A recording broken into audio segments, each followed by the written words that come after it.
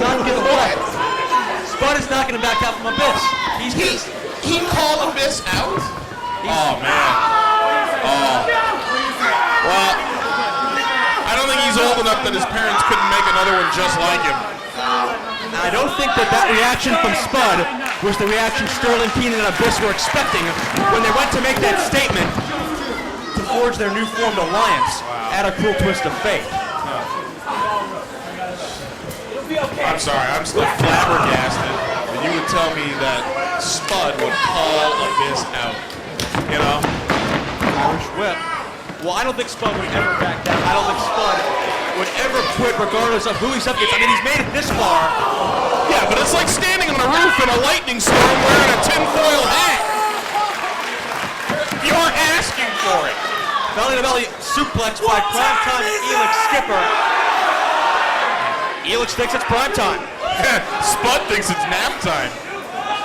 Elix perhaps the most agile individual in the game today. He's walked the tops of ropes, he's walked the tops of steel cages.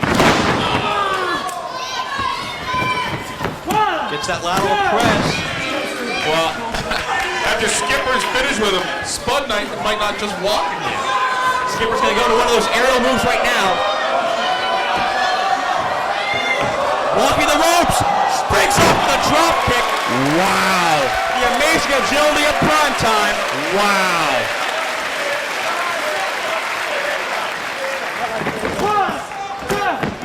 But Spud kicks out, and Spud's still feeling that adrenaline. He's so driven, he doesn't want to quit. He wants to prove a point. He wants to show he belongs among the elite like Elix Skipper. He wants to not die in the middle of this ring.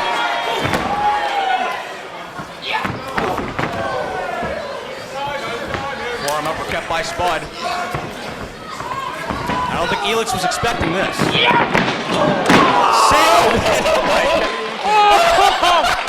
The landing might have even been more painful than the impact. This is great. Gut wrench. A gut wrench overhead throw. It's okay, Spud. It's okay. It's not often that you see anybody be able to manhandle another man like that. But Spud at under $130. Come on, it's okay, Spud. How many stones is that, Kingdom? It's okay. That is less than 10 stone.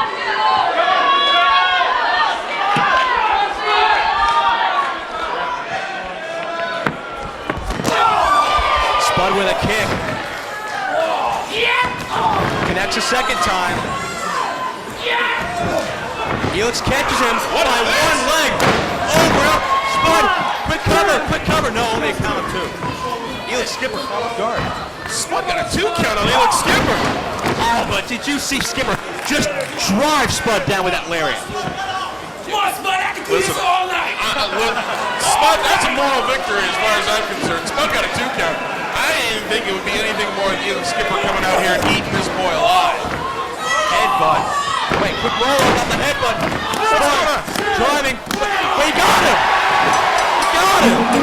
What in the name of God just happened?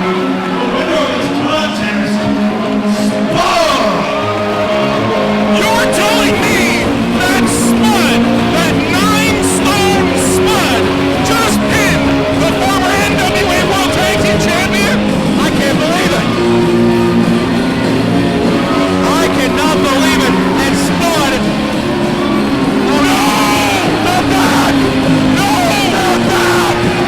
Not again! He called him out, John! No lie. The first time was to make a statement. Now they're just bullying this kid. He's 6'8".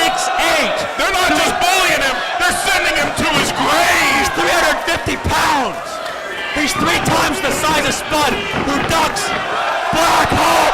My God! Oh my Lord God in heaven! The revolutions, the impact.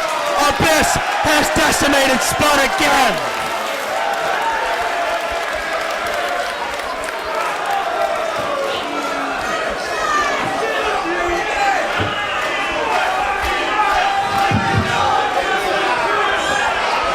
No. Not the shock treatment again. Not again. We saw this in a Cruel Twist of Fate. He's going to break the kid's back. Oh, Spud. somebody out here. It's about time. He's never going to live to see his high Listen school up, prom. you Miami trumpet suckers! What you just witnessed is a preview of what's going to happen in a few hours here tonight. Our first order of business, my opponent for the night, hightailed it to Japan because he didn't want to step in the ring with me again. So what do? They find a big stinky German called Ulf Herman. Tonight, Ulf Herman's gonna fall like the Third Reich at the hands of SJK.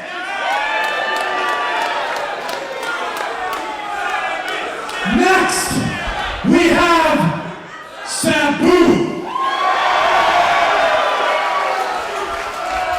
Sabu, your business with Abyss was left in the United States, but no, you wanted to bring the war to foreign soil. You don't step into another man's house and slap him in his face, but that's what you've done, Sabu. You just walked into hell and slapped the devil in the face. Tonight, survival of the sickest.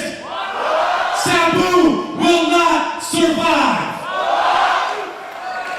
And at the end of the tournament in March, whether it's SJK or Abyss winning the tournament, I take that back. When Abyss wins that heavyweight title belt,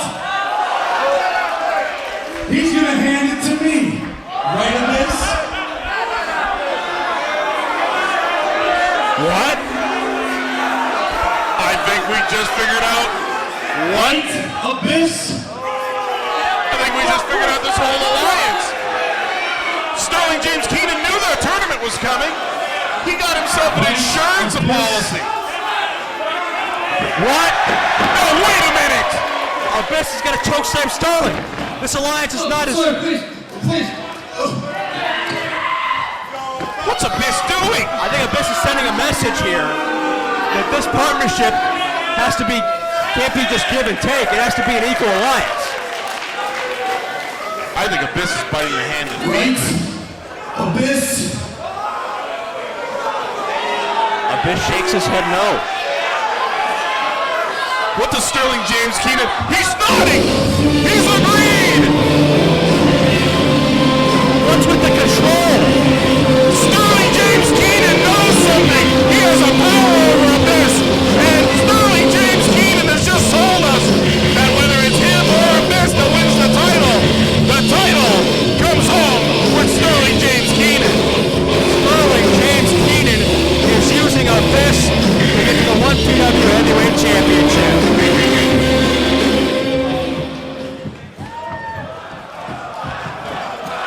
Following contest is scheduled for one fall. Introducing first, making his way towards the ring from Sea Isle City, New Jersey.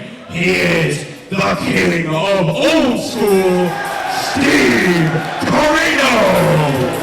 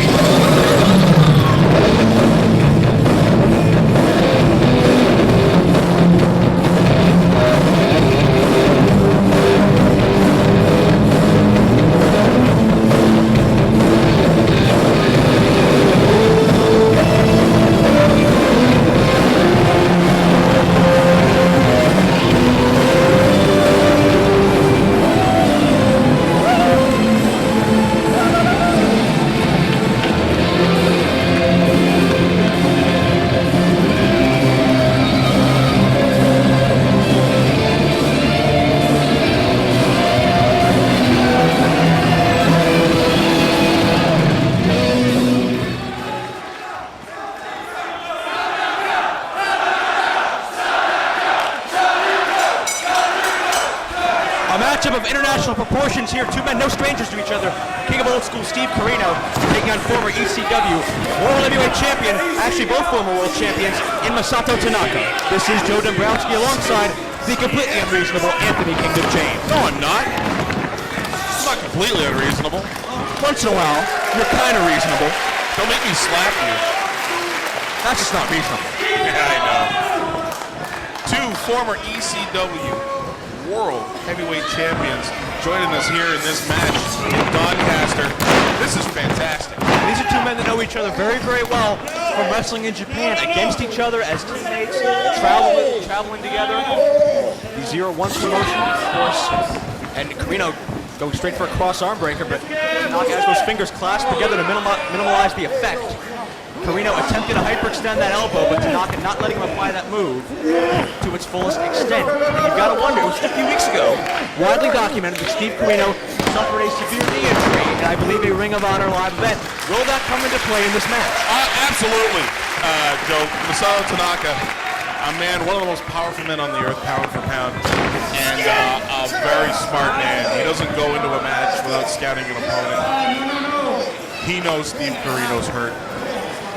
And I would be very surprised to not at some point see Corino down holding that knee, and not like he did when we were here in October, faking out Al Snow. Almost karma-like situation, coming back to haunt Corino. Hard shots mid-ring. Corino shoots him in for the ride. Tanaka ducks the elbow. Shoulder tackle. Masato sends him down. Now, what about the pain threshold of Masato Tanaka that we've seen in ECW as well as FMW? What about those barbaric matches through the years with the Gladiator Mike Awesome? What about those chair shot duels with Balls Mahoney and ECW? There's not much in this world that can affect Masato Tanaka. You can stun him, but can you really hurt him? I don't know. And the scars on his body tell the story. Absolutely, but Tanaka misses that charge, and Corino saying, I outsmarted Tanaka. Corino's using those brains just like he attempted to in October against Al Snow. And what a crazy matchup that was. Involvement from Tracy Smothers, the Petey, and you can... Tanaka just blasts Corino. Hard shot after another. We've got sweat flying on us, sweat and saliva. One last hard shot for good measure. Tanaka-san taking it to Corino. That beating is itchy. Corino cinching in that, or excuse me, Tanaka cinching in that rear chin lock. Referee Robert Pisker in perfect position. Tanaka chopped down to the head scissors. Choke off the air supply for Corino. Nice wear down maneuver. What style of match do you expect to see? We know both men can go in a hardcore world. We both know they're extensively knowledgeable in the Japanese style, and of course they can flat out mat wrestle when it comes to it as well. I'm very interested to see whether this goes a little more towards the extreme, a little more towards what people consider the ECW style. But I would be very surprised if both these men don't stick close to their bread and butter Japanese style. This match to me is going to be very 0-1. Corino sending the button through the ring. Corino meets him with a swinging neck breaker, beautifully executed. There you go, very hard hitting. Cover and two. And for Corino, he's definitely going to have to take a hard-hitting attitude towards this match. You can't mess around with someone like Masato Tanaka.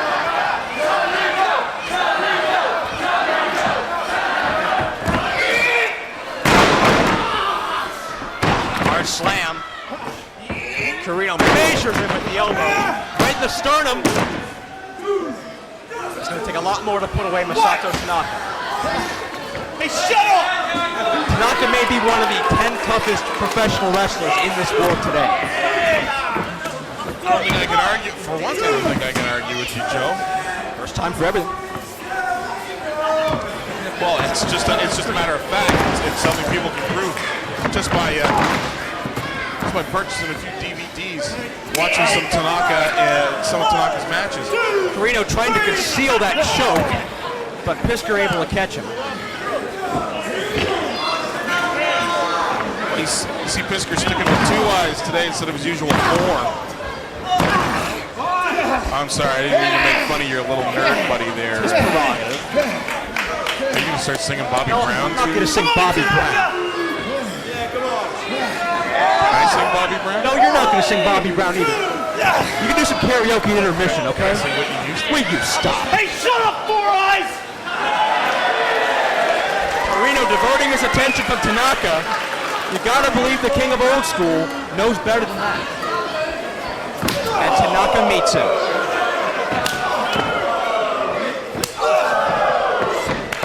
And you can hear those slaps of flesh right there. You don't need to describe it. You can see, hear, and feel the impact here at ringside. Slaps nothing. They're beating the crap out of each other. Cinching in that abdominal stretch, tearing away that intercostal cartilage, and Steve Corino goes for the ropes for very unneeded and unfair leverage. What do you mean unneeded? Well, it's not necessary. He's in control of the match right now. Yeah, and he's keeping control of it. He's got his arm wrapped around that top rope. Well, that's not very reminiscent of the Japanese style. Very much about respect and honor. Well, sometimes it's very much about winning, Joe Dombrowski. Corino still, of course, the reigning AWA champion, which we saw him defend against Snow at a cool twist of fate.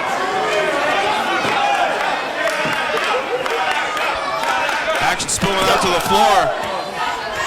This might be a little more ECW after all. Corino laying the boots in outside. Could be. Folds that arm back behind Tanaka's back, runs him shoulder first into the corner post. Reminiscent of the old of Anderson's Gene and Ole setting up guys.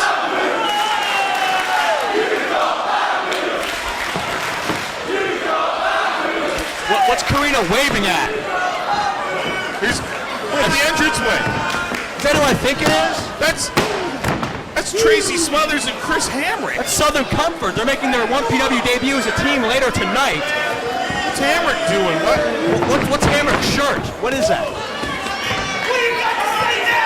And Hamrick is, He's laying punches into Tanaka! Hamrick and Smothers are attacking Tanaka.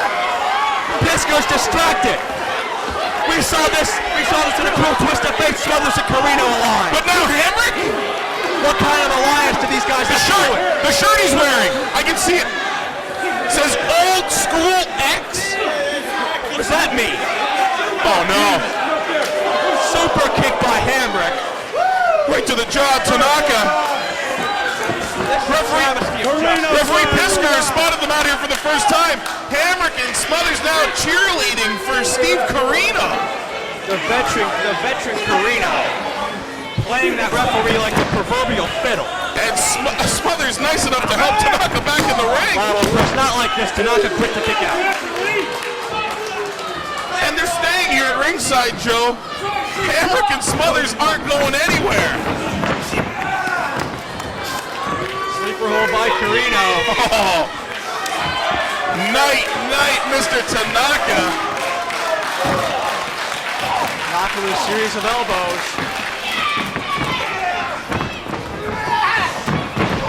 Sends him into that buckle. Sternum first, but Corino meets him. Big mule kick.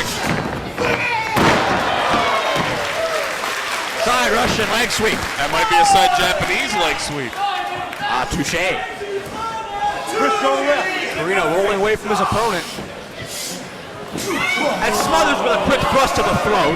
Hamrick distracting the referee. And that just fired Tanaka up. Look at this deadly exchange. Holy!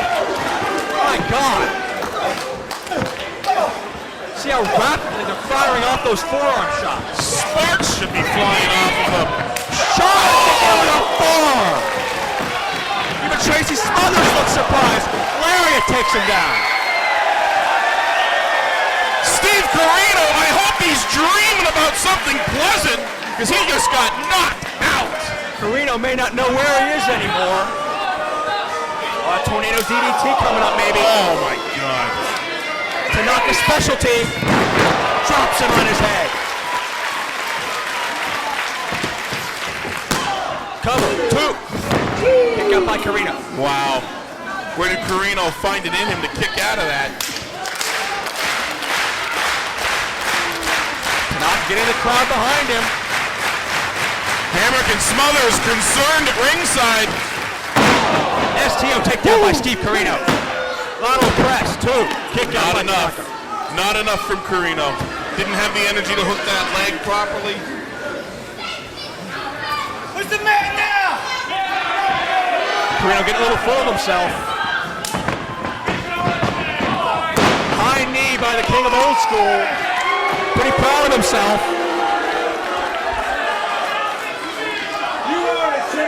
Tracy Smothers looking on approvingly as well. Shut the fuck up over there. Corino should be pretty happy about what's going on. He's got his boys at ringside, and he's got a handle on Masato Tanaka. Drives him down hard. Another near fall. He needs to cinch in that pin. Don't just grab the leg. He needs to hook, get a half Nelson going. Cradle the head, cradle the leg, put those hands. Tanaka trying to get a quick lariat. Corino counters. But Tanaka gets fired up again. Oh, dropped on his head with a lariat. Dropped on his damn head. Northern Lights bomb by Corino. 2. Now he kicked out. I thought that was it, Joe. You know what, King? That was almost like a snowplow. That was. Slap in the face to his previous adversary. Sending out a little hello to Al Snow. Al Snow has his own business with Southern Comfort later tonight. Here's the problem now. Corino's getting frustrated. Saw that look on his face when he didn't get the pin just now. Getting frustrated. Doesn't know what to do. He's going to the top rope. Not really his forte. And Tanaka's up. Oh my God. Superplex from high in the air. Huge superplex. But that's taking a lot out of both men, Joe.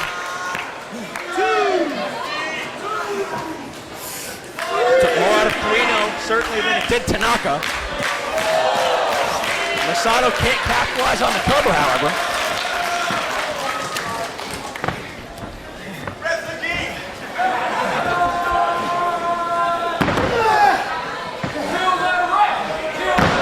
Blocking it. Attempting a third time. Corino reworking his weight. Both men jockeying for position here. Getting a little more out of it each time. Tanaka finally gets him down.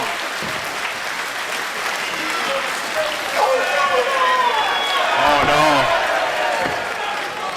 Tanaka's gonna fly. Up top. Frog splash. Cover. Tanaka, no. Huge frog splash out of Tanaka. Hook the leg. Corino somehow able to draw deep within some reserve of energy and kick out. How much longer is he going to be able to do that? Unbelievable. Corino has to make a move soon. It's like playing high stakes poker. Tanaka going for the diamond dust. No, Corino walks away from it, walks out of the hole. And the referee gets dropped with a lariat. Holy cow! And Southern Comfort's in the ring! Hamrick, Smothers, blatantly interfering. 3-on-1. Southern Comfort in the ring, and they didn't waste any time. Wait a second. The music! But Tanaka fires back. It's the meeting. It's Al Snow. Whoa, whoa, whoa! Run off Southern Comfort. Uh-oh. Hamrick's getting out of there. The sides have been even.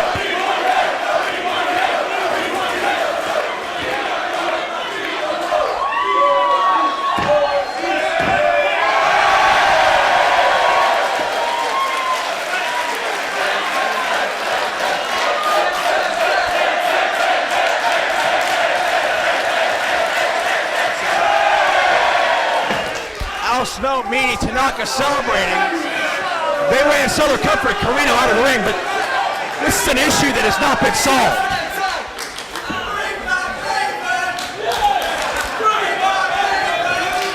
My goodness. All you limeys, crooked teeth having, pieces of garbage,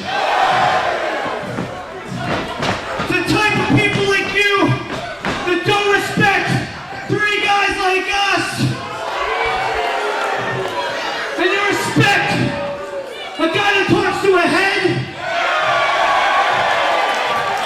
a guy that doesn't speak English, and a guy that looks like he ate more than all of you can do at dinner combined.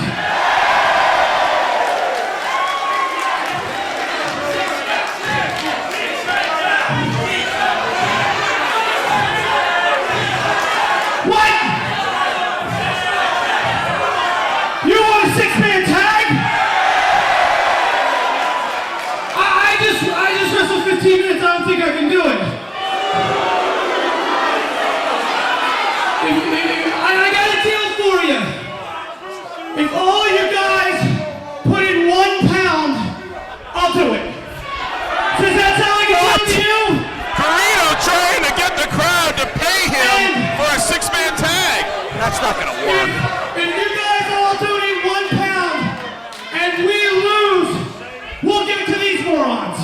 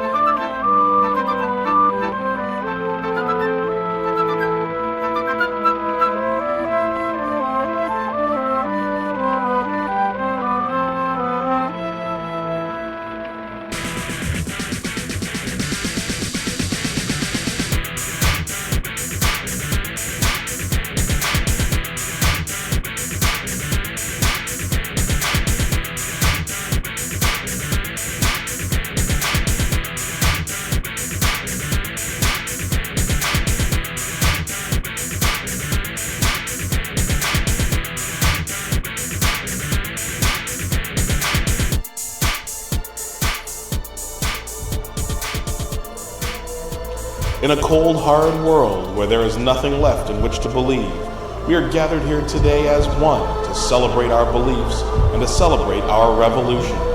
This is our church. This is our religion. This is our pride, our passion, and our last stand. Glory to the athletes who give their mind, body, and soul for us in this hallowed ring.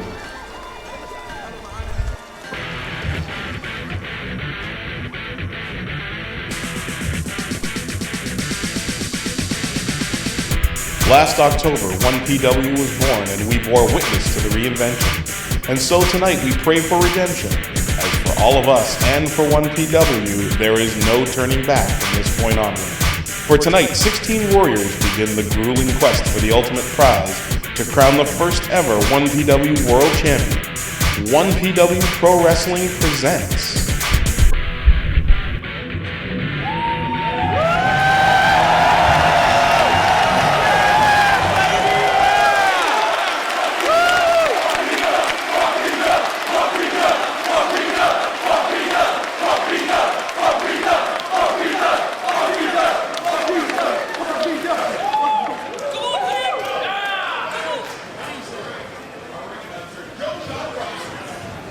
Ladies and gentlemen, it is now my pleasure to introduce to you a member of the 1PW Board of Directors and the Director of European Operations, Mr. Rick Peter. Alright guys, I'm not going to keep you up much longer. I told you a couple of months ago we would bring someone out here that you can't see anywhere else. And we're glad that he's with us. From Calgary, Alberta, Canada. He is the one, he is the only, Chris the Hitman Hart!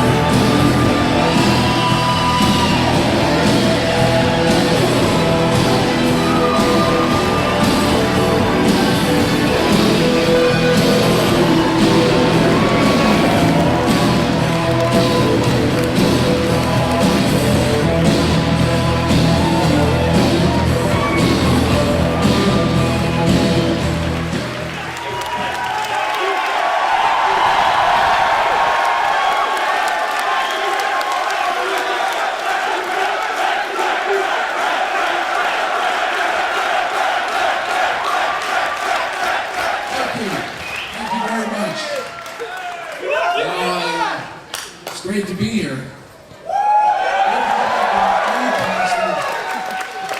It's great to be back in the UK. I'm very proud of the history I had here, and I always had a very special relationship with all my British fans, and the British fans and the British fans is always my that's for sure.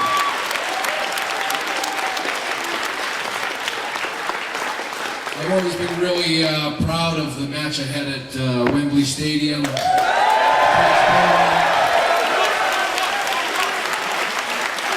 a lot of ways, that was maybe my greatest match of all time, even though I lost. But it was a beautiful thing, and it wouldn't have been the memory that it is for so many people if it hadn't been for the fans right here in the UK. And I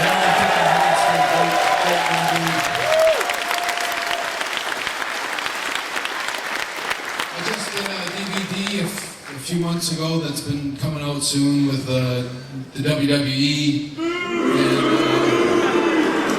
yeah, it was great for me to see some of those great matches put out there for people again. And when I watched the match I had with the British Bulldog,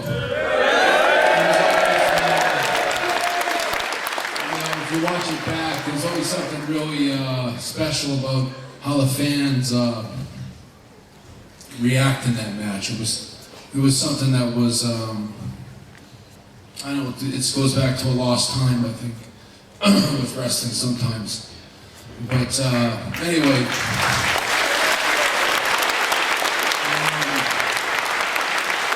The last 2 years, I think the last time I was in the UK was 2001 maybe. And yeah, I think it was here with WWA, wasn't I? And again, I had a lot of fun, and it was fun for me to get out and see everybody again. And I know since that time I suffered a stroke in 2002, about 4 or 5 months later. And when I remember those days, they were very fun days for me. I never thought that I would ever get a chance to come out here and see all you people again. So it's a pleasure for me to be here. And somebody always said to me that you people have all come out to see me and pay respect to me, but the fact is I came out here to pay respect to you.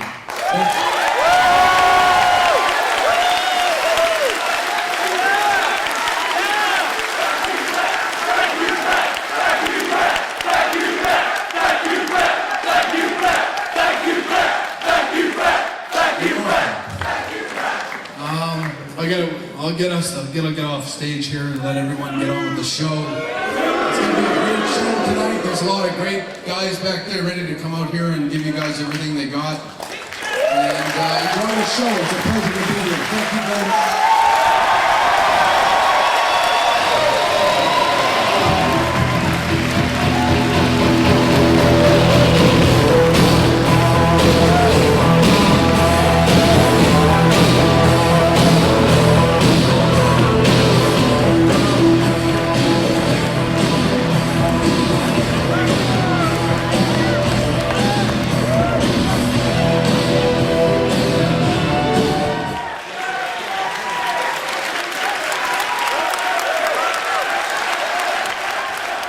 Petey Williams, you and I are no strangers to each other. I'm not afraid to admit I've fallen to your Canadian destroyer. But you forget one thing. You've fallen to my cradle pile driver. And you can run around all you want saying how I'm an inferior American. But you forget one thing. This isn't about who's the biggest patriot for their country. This is about the 1PW World Heavyweight Championship Tournament. Now one of us is going down. And I'll tell you one thing. It's not gonna be me. This following contest is scheduled for one fall, and there's a 1PW Heavyweight Championship Tournament qualifying match. Introducing first, coming down the aisle, from Windsor, Ontario, Canada, the master of the Canadian Destroyer, Corino.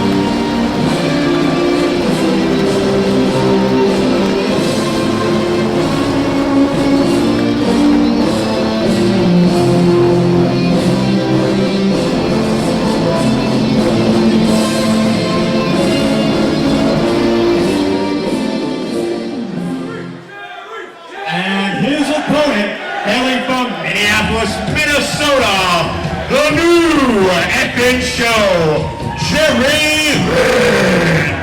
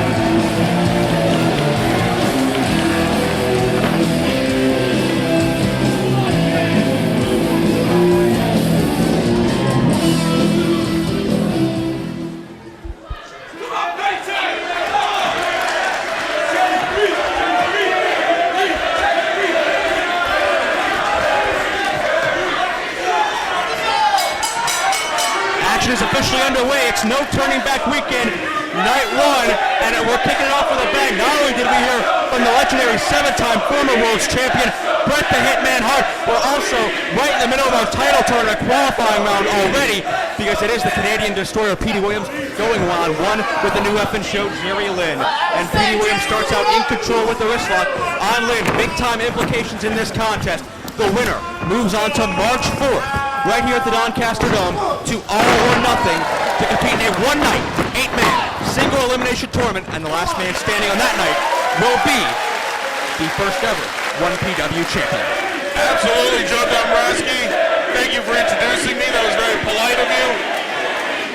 Ladies and gentlemen, I am Anthony Kingdom James, and I'm the man here to keep Joe Dombrowski in line. Sure you are. Colin Obo tie up center ring. I'm sure you have a lot to say about Petey Williams' pre-match comments. Absolutely. Saying that Jerry Lynn's an inferior American compared to him because he's Canadian? Well, that's true. No, I love Jerry Lynn. Jerry Lynn is one of my favorite wrestlers of all time. He's one of the best wrestlers on the planet today. But he just isn't Canadian. Well, it's not necessarily a bad thing. It's not a good thing. Oh, please. Hey, better Maple Leaf Red than dead? Is that the expression? I don't know. I'm not from Canada. I know, so you wouldn't know. You're inferior. Oh, stop. Another Colin elbow. Walk right into him all night long, Joe. 1, 2. Both men certainly with an impressive list of championship credentials in their past. Hard knife edge by Lynn, second time. Forearm shot into a side headlock. Williams shoots him off. Shoulder tackle. Both these guys look in incredible shape tonight, Joe. Taking the 1PW title tournament very seriously. Monkey flip sends Petey down. Quick arm drag by Jerry Lynn. Second time. And Petey Williams wants no more of this. Jerry Lynn, a former ECW World Heavyweight Champion, former X Division Champion, NWA Tag Team Champion. Petey Williams, of course, a well-known former X Division champion as well. They both have the credentials to make it far in this tournament. Yeah, but the one thing that Jerry Lynn doesn't have that Petey Williams does have, he's Canadian. Let's make that point. That makes him, as far as I'm concerned, the automatic favorite in this match. Nice to see you're being unbiased in this situation. Springboard dropkick. Lynn did not get all that, though. I'm a journalist, Joe. A glancing blow. Jerry Lynn grazing the side of Williams' face, which allows him to press the advantage on the outside. Knife edge chop right against the guardrail. Just trying to chop the life out of Petey Williams. Yeah, I see referee Bryce Remsburg doing nothing to get this match under control, letting it spill out to the floor. Wait, duck underneath by Lynn.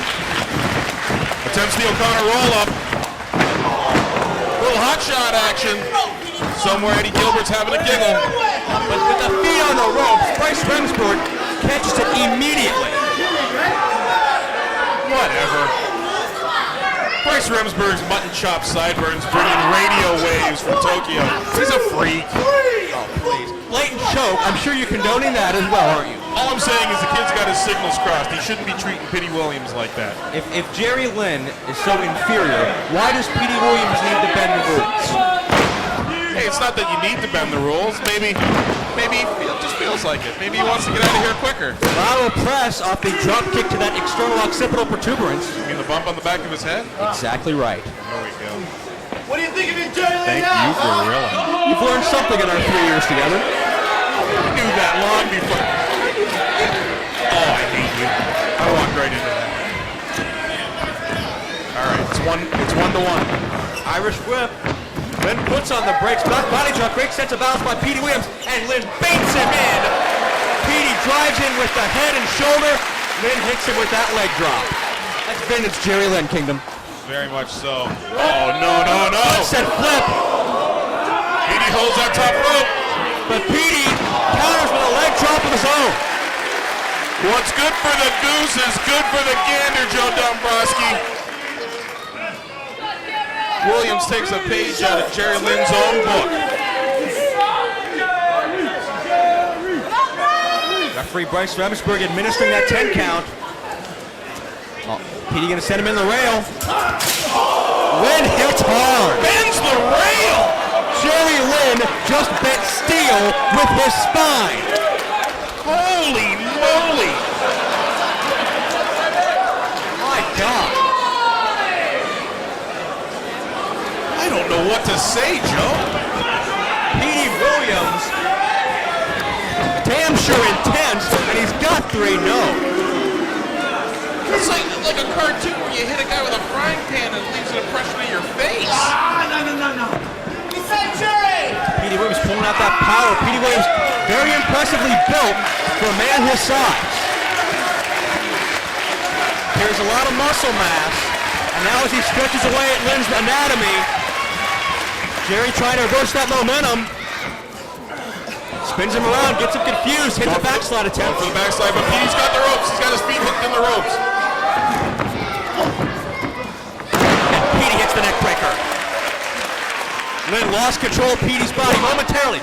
Williams capitalized, 2 and a kick out. You're kidding, right? Williams is wasting time here. He's got to stop talking to Bryce Remsburg. Move on to something else. And the crowd seems pretty split. They love Jerry Lynn, but they also respect Petey Williams and his ability to do that Canadian destroyer. And Trio low, Dombrowski. Would you like to join him with this, Kingdom? Oh, look at this.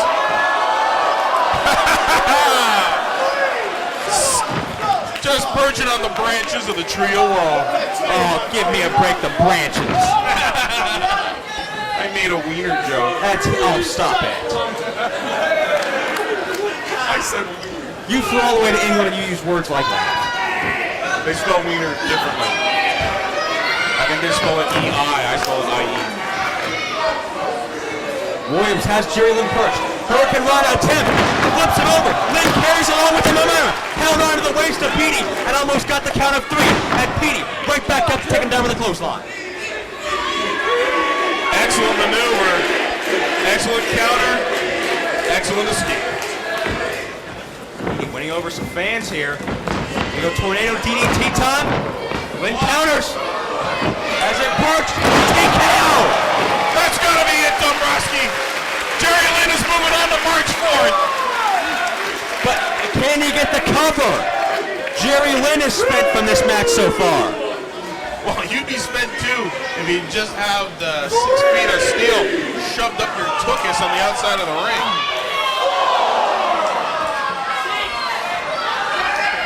Obligatory 10 count here from Bryce Remsburg. Crowd is showing off by counting along. Both men back to their feet, but they are both the worse for wear here.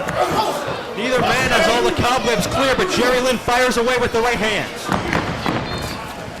Irish whip catches him back to body drop, great elevation. Clothesline takedown. Petey ducks the second. Up and over, flying back elbow by the veteran Lynn. Fantastic. Listen, he might not be Canadian, but Jerry Lynn is a fantastic Wait a wrestler. second. Destroyer! No, Lynn counters! Lynn counters! Crunch! Drops him with the crunch. No! He kicked out. How did he get out of that? That was devastating. That is shocking. Williams thought he had it won, but Jerry Lynn comes back, drops him right on that neck with that kryptonite crunch. Crowd came alive. They thought they were going to see the Destroyer. Petey Williams will tell you himself, the greatest maneuver in the history of professional wrestling. Now Lynn's going for the Corino pile driver. Petey counters. Sharpshooter fitting on this night. Can he He gets it! He can. Shades of Bret Hart. He's got the sharpshooter, baby. And what an ovation Bret received moments ago out here addressing the fans in Doncaster, addressing the 1PW crowd. Now maybe a further tribute to Petey Williams can make Jerry Lynn tap out. Williams and Bret Hart have that Canadian chemistry, that Canadian tie. He grabbed his arm. He kept him from reaching the rope, Joe. Jerry Lynn was about to grab that bottom rope. The referee would have had to broken the maneuver. Notice Petey Williams tilting his head back, paying attention to his opponent, not letting him get closer to the ropes than he thinks he is. No, he's got it. He's got it. Remsburg has to force Petey Williams to break the maneuver. Williams finally ran out of arms, and Lynn could reach up with that other hand and get that bottom ring cable.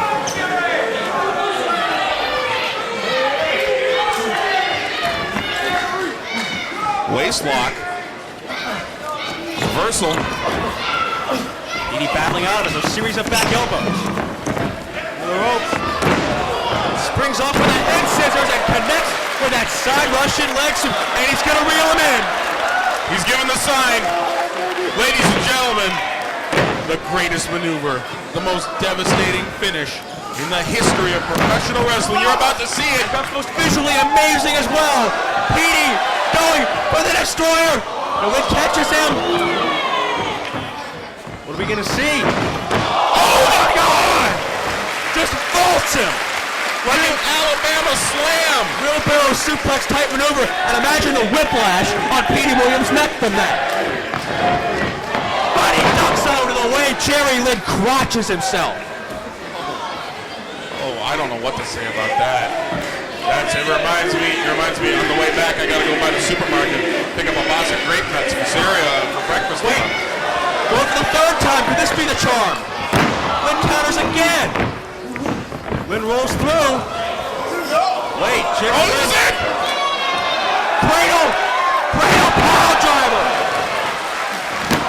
2. Lynn moves on. Ladies and gentlemen, here is your winner, advancing to the all-or-nothing one-night title tournament, the new and Joe Jerry Lynn.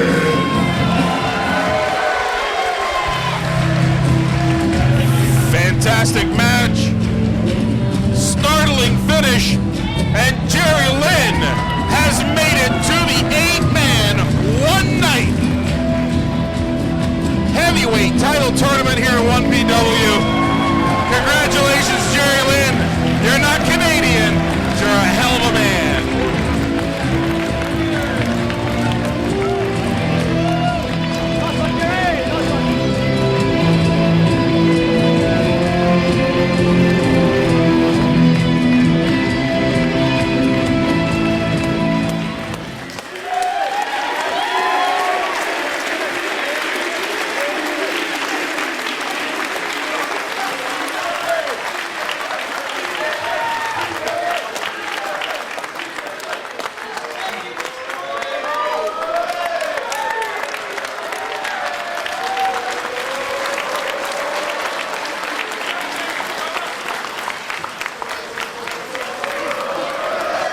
Ladies and gentlemen, this following contest is scheduled for one fall. Introducing first, making his way towards the ring, here's Prime Time, Elix Skipper. You'll never forget. I know. Just say it. Say it. Prime time, baby. This is PT's house. I'm the best athlete in the world. Bar none. It ain't easy being me. I'll make sure I fight you. Toe to toe game.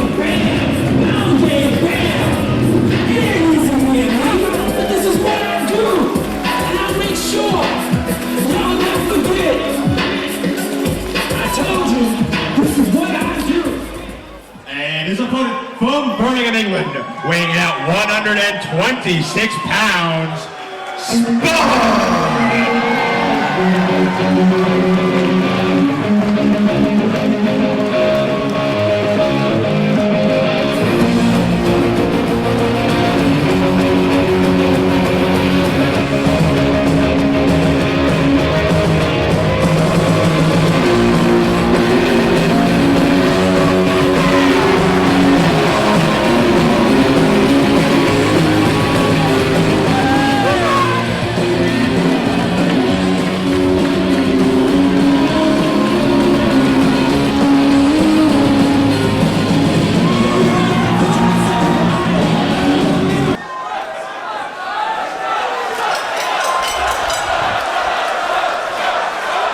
PW's most unlikely superstar, Spud, is stepping into the ring with a former three-time NWA World Tag Team Champion and primetime Elix Skipper, Kingdom. I can't tell you how many times Elix Skipper has outsized an opponent like this. If you sew two Spuds together, he might not be Elix Skipper. I noticed Elix Skipper, huge grin on his face already. Why shouldn't he? He's going to eat this kid alive. Maybe underestimating Spud. Well, we saw Spud.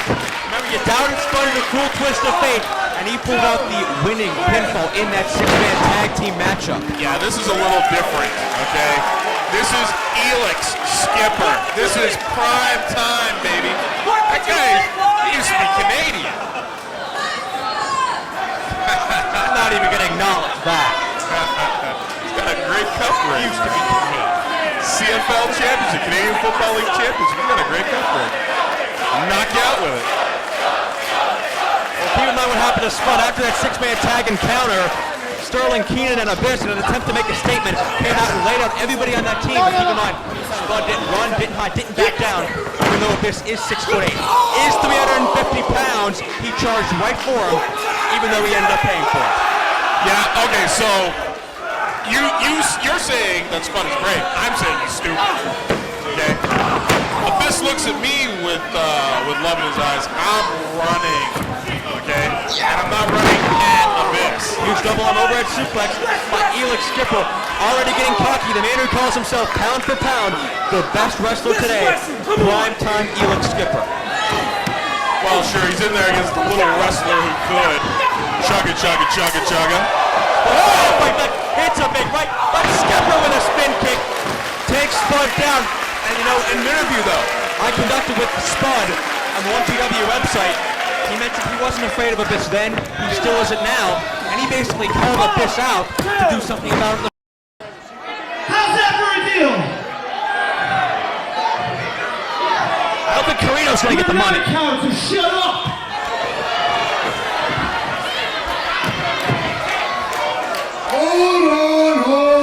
Hold on. First off, we all know there ain't nothing you can do for 15 minutes.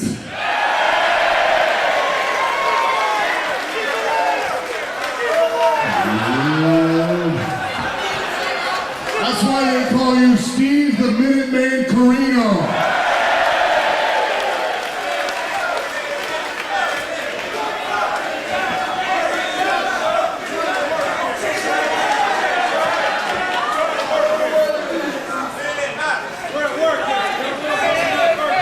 You know, they do have medicine for erectile dysfunction now, Steve. And if you want a six-man,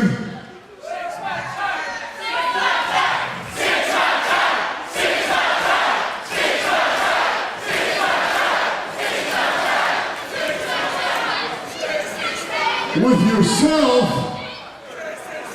Tracy Smothers is having a seizure outside the ring.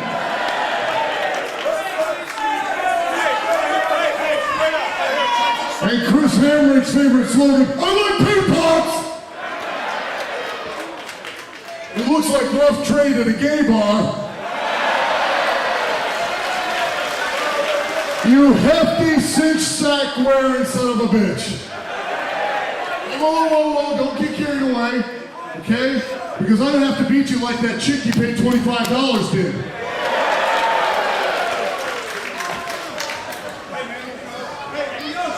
So guys, what do you think? You want us to have a six-man?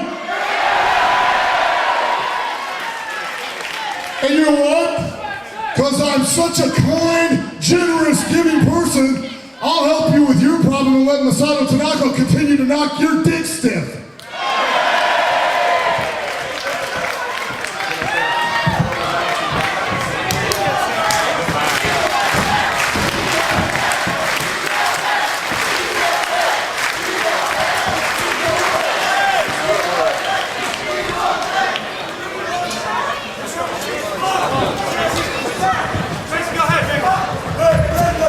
This is straight up.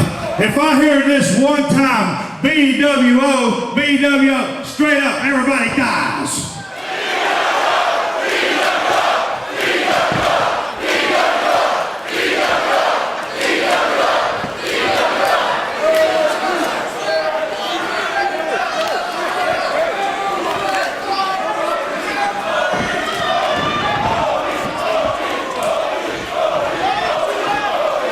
Joining the proceedings along with the Blue Meanie and Southern Comfort in this now impromptu match. How the hell did this happen?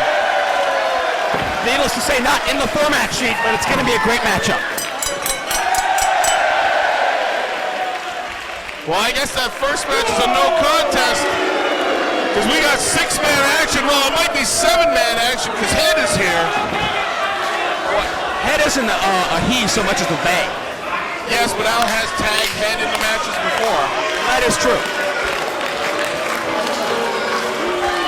And Al Snow is going to start out with Chris Hammer. I know you go a long way back with Southern Comfort. Tell us about this. Tag team formed in the now defunct XPW. And I used to say two things. One, there's no such thing as a bad Chris Hammer match. Two, there's no such thing as a bad Tracy Smothers match.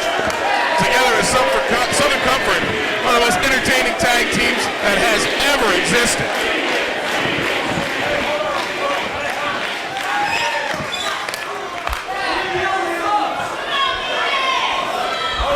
And Tracy Smothers now tagged in, and this is a revitalization of that war from a cruel twist of fate.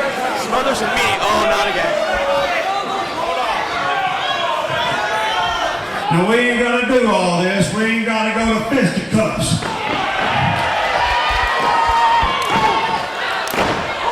And Snow and Corino are going to fisticuffs. They couldn't wait. Tracy Smothers' offer of a peace gesture down the drain. Smothers trying to bait the Blue Meanie into something.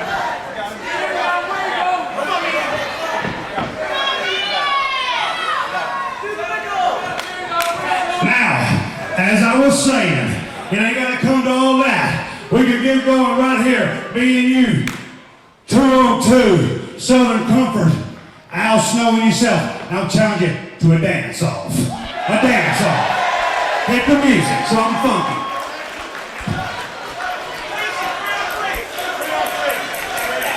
Time goes by so slowly.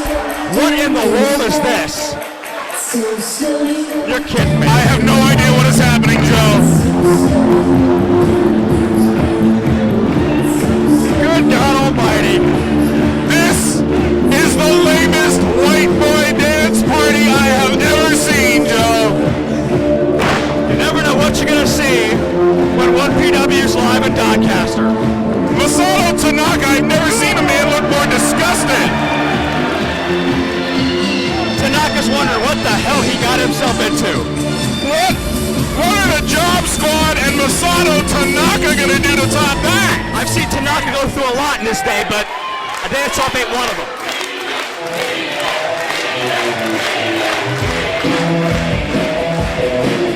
Looks like Al Tanaka are confident up in meeting to let him go by himself.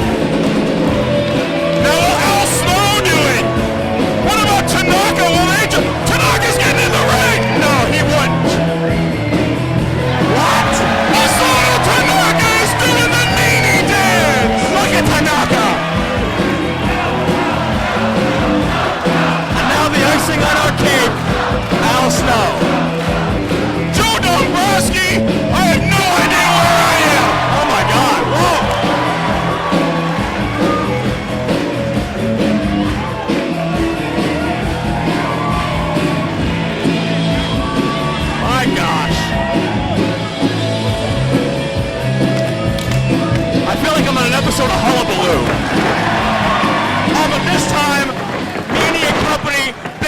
Smothers and company, much the opposite of a cruel twist of fate. Corino and Tanaka are brawling into the back!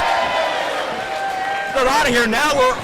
We're into what was advertised, the tag team match. Oh no, 290 a meanie.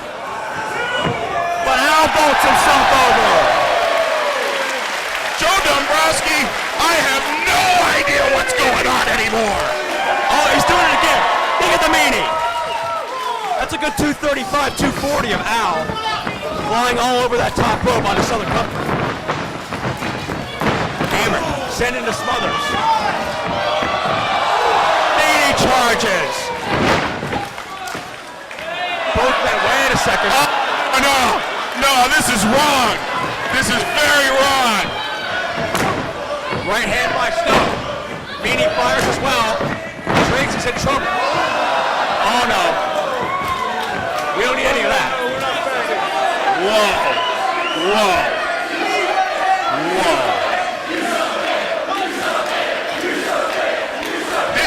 This is not the way they are. Not that there's anything wrong. This is an unfortunate series of circumstances. I can't even speak now. It's lemony snickets is what it is. This is just so bizarre. There's a knee by Al Snow and a tag into the Blue Meanie. Snow sends Hammock for the ride. Drop toe hold, Meanie into the ropes. Hits the elbow straight to the back of the neck.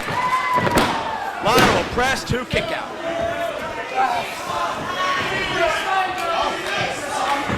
Al gets that foot up. And Hammock gets sent right into it, right between the eyes. Face full of size 12. He drops him across the knee. Little decapitation action. Very nice. Snow and Meanie working together like a well-oiled machine. But Tracy Smothers, the veteran of over 2 decades, knows just when to interrupt.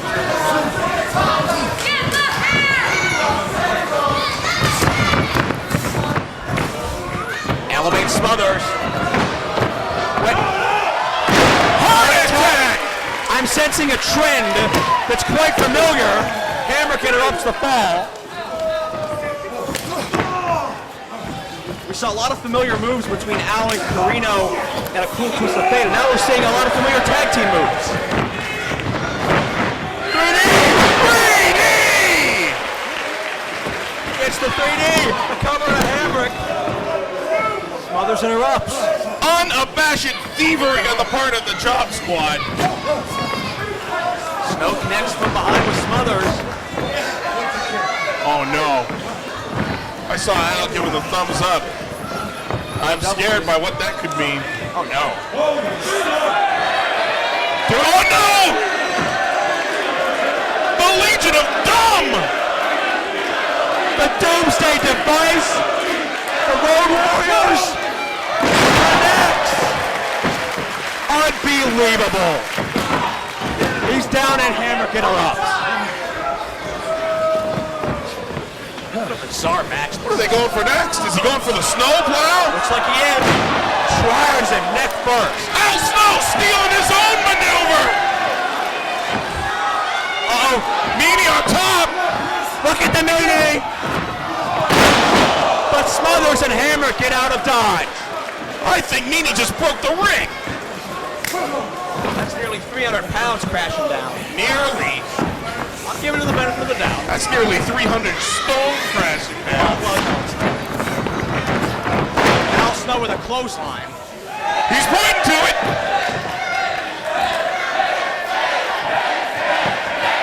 How is Bryce Remsburg letting this happen?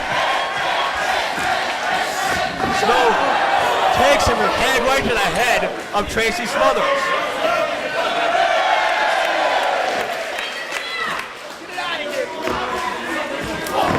Bryce Remsburg finally makes him give up head. It is an illegal object, or an illegal entity, illegal something. Oh, the crowd thinks head is fun. Snow goes for the roll-up. But Smothers just diverted Remsburg attention. He knocked Al Snow out with a chain. The damn steel chain. No, not like that. Damn it. The winners of this contest, the team of Tracy Smothers and Chris Hammer.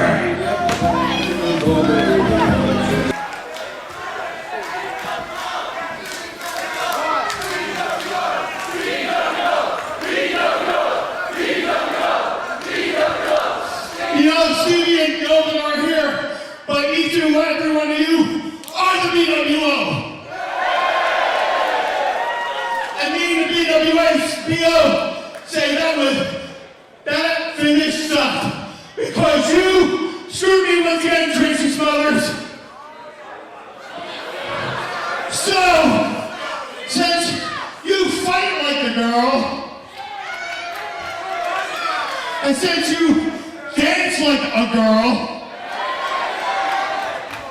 I'm thinking I should treat you like a girl, and tomorrow we have a rematch, and if I win, or if you win, the loser has to wear a dress. What? Meanie's crazy. Loser wears a dress. Now, I know me and Al are up for it. Ain't that right, Al? Yes. So tomorrow, if you got the guts, you will face us here in Doncaster. Challenge has been laid. What does Southern Comfort have to say?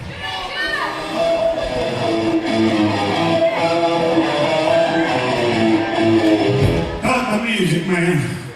So you, hey, listen, if I hear Tracy sucks, I swear I'll kill all of you right now. Everybody die. Straight up. So tomorrow night, when we beat y'all for the second time, and it's my third win over you, and also I'm 3-0 in dance-offs, you're saying the loser must wear a dress. You will wear a dress. You bunch of rednecks in Doncaster want to see that? Okay. So when we're done with him, we're going to come out and we're going to slap each and every one of you individually tomorrow night. What do you make of loser wears a dress, Kingdom? I think it's bad enough that I have to look at Meanie and Daisy Dukes. I don't want to look at Meanie in a cocktail dress.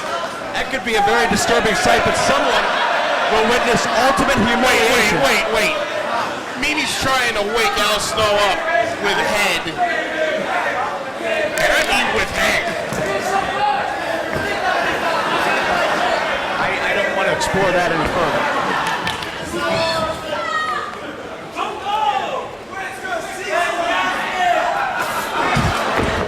You just spit. I think he's okay. Regardless, tomorrow night, no turning back night 2. These guys could be wearing dresses at the end of the night. Al Snow was out cold. He was dreaming of a brighter tomorrow. Joe Dombrowski, I'm scared.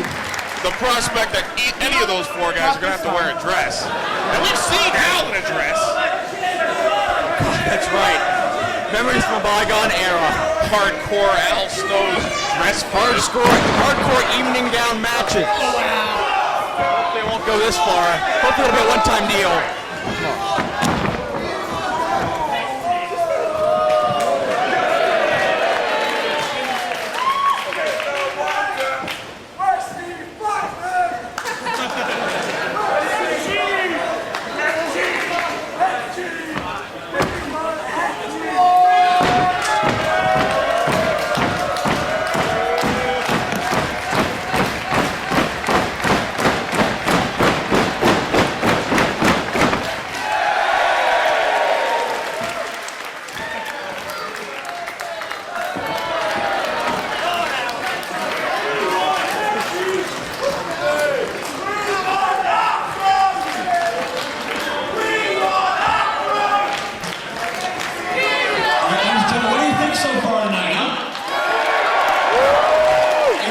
Fantastic first half of no turning back weekend here in the Doncaster Dome. And it's only appropriate we tell you now about our next weekend of big events.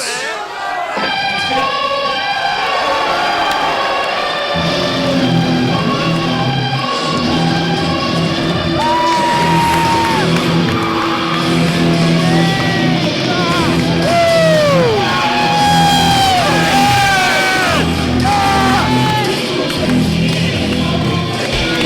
Fans, as you can hear by the music, we're about to be joined by Jeff Jarrett.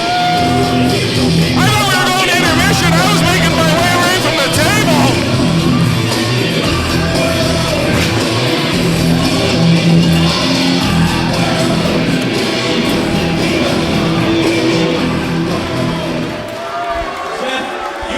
good as I do that this is not your time out here, Jeff.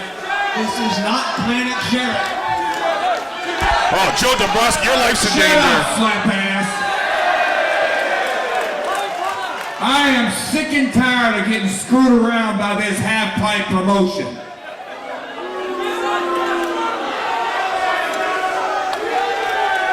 I took time out of my busy schedule to come over here because I'm going to win the 1PW title.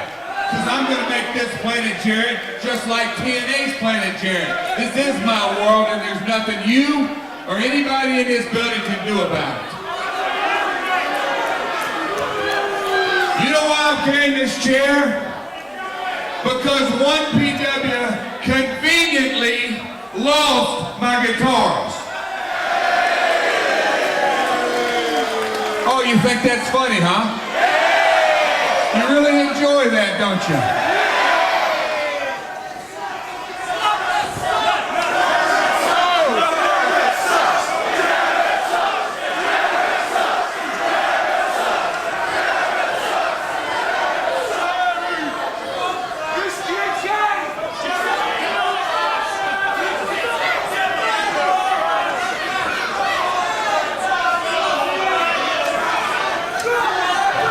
And now I gotta fly 10 hours halfway around the world, and I don't even know who my stinking opponent is. Well, I'm tired of getting screwed around from 1PW. Nobody in this building is worthy enough to watch the King of the Mountain wrestle tonight. So I'll tell you what I'm gonna do. If you don't get my opponent out here right now, you're gonna have hell to pay. Jeff, you know this is not your time out here. Your match is scheduled later tonight. This is not your world. It's not Planet.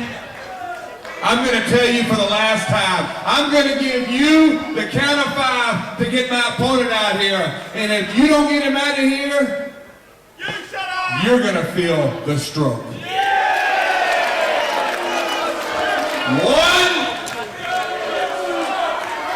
2, 3, 4.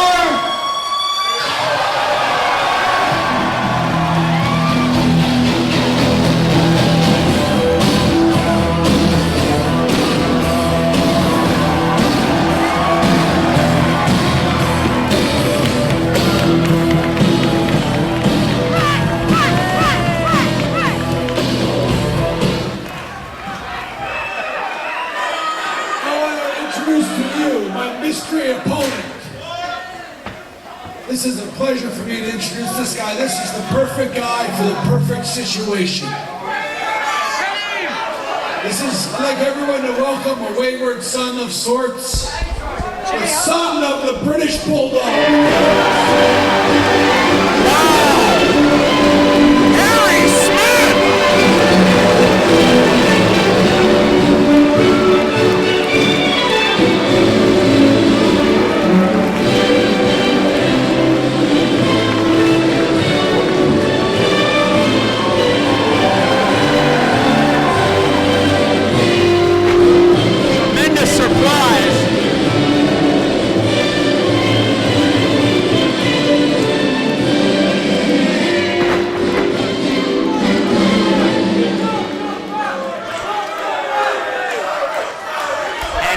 The disdain on the face of the King of the Mountain, Jeff Jarrett.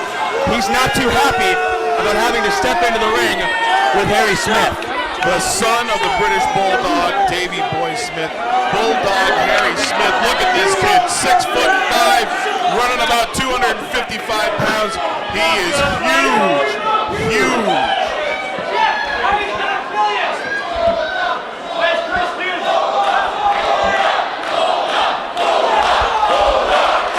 Jarrett's got the microphone again. He wants to talk. Not surprisingly, the fans showing their respect to the father of Harry Smith, the British Bulldog.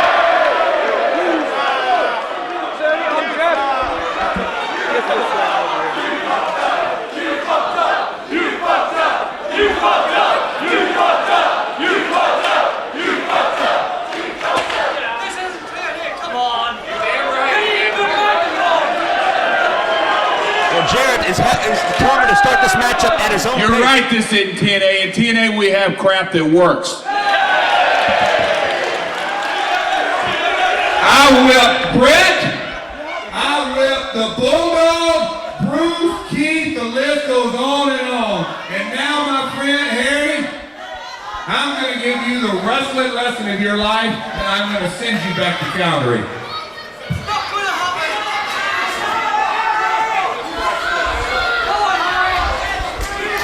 Well, Jeff Jarrett had no time to prepare for Harry Smith. He had about 5 seconds to prepare for Harry Smith as Bret Hart, his uncle, came out and introduced him. And we are underway. Obviously the first time ever meeting between the King of the Mountain, Jeff Jarrett, and the Bulldog, Harry Smith.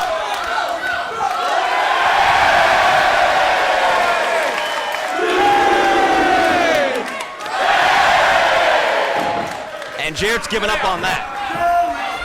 But what a test it is for Harry Smith in his 1PW debut to be going toe-to-toe with a 9-time World's Heavyweight Champion. Wow, this is just incredible. And the power, Harry Smith coming out early. Jeff Jarrett's had a stranglehold on the NWA World title for most of the past 3 years or so.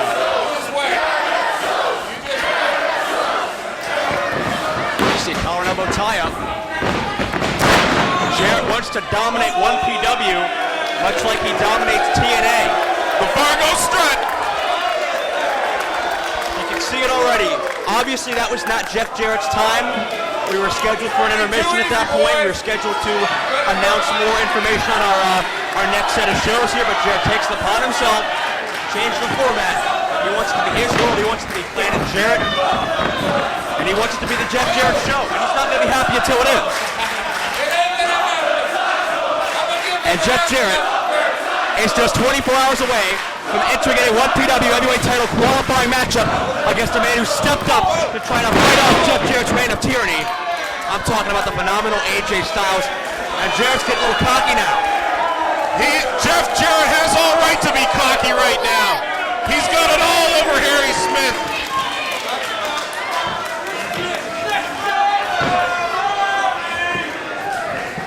Jarrett's in his element. He's got an opponent. Got the mind games going, trying to shake Harry Smith to resolve. Bret may have been building him up, patting him on the back, rubbing his shoulders and telling him, you're going to get in there with Jeff Jarrett. This is your big chance.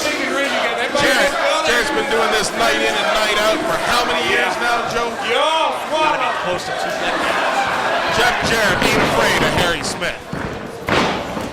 Jarrett, about 18, 19-year pro. Been a major international star for well over a decade. Showing the ref, he's not doing anything illegal, throwing in the forearms. Reversal, hip-hop takeover. Smith uses that agility, arm drag, drop kick. Right on the button. Harry Smith showing a lot of shades of his father. He's got the size, the power, and the agility. Big drop kick out of the 6'5" Bulldog.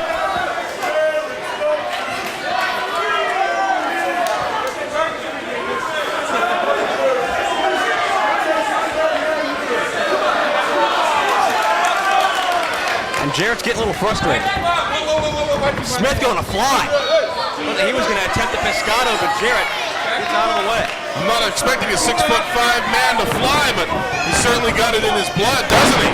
Jarrett baits him in. Baits him in and clobbers him in the jaw.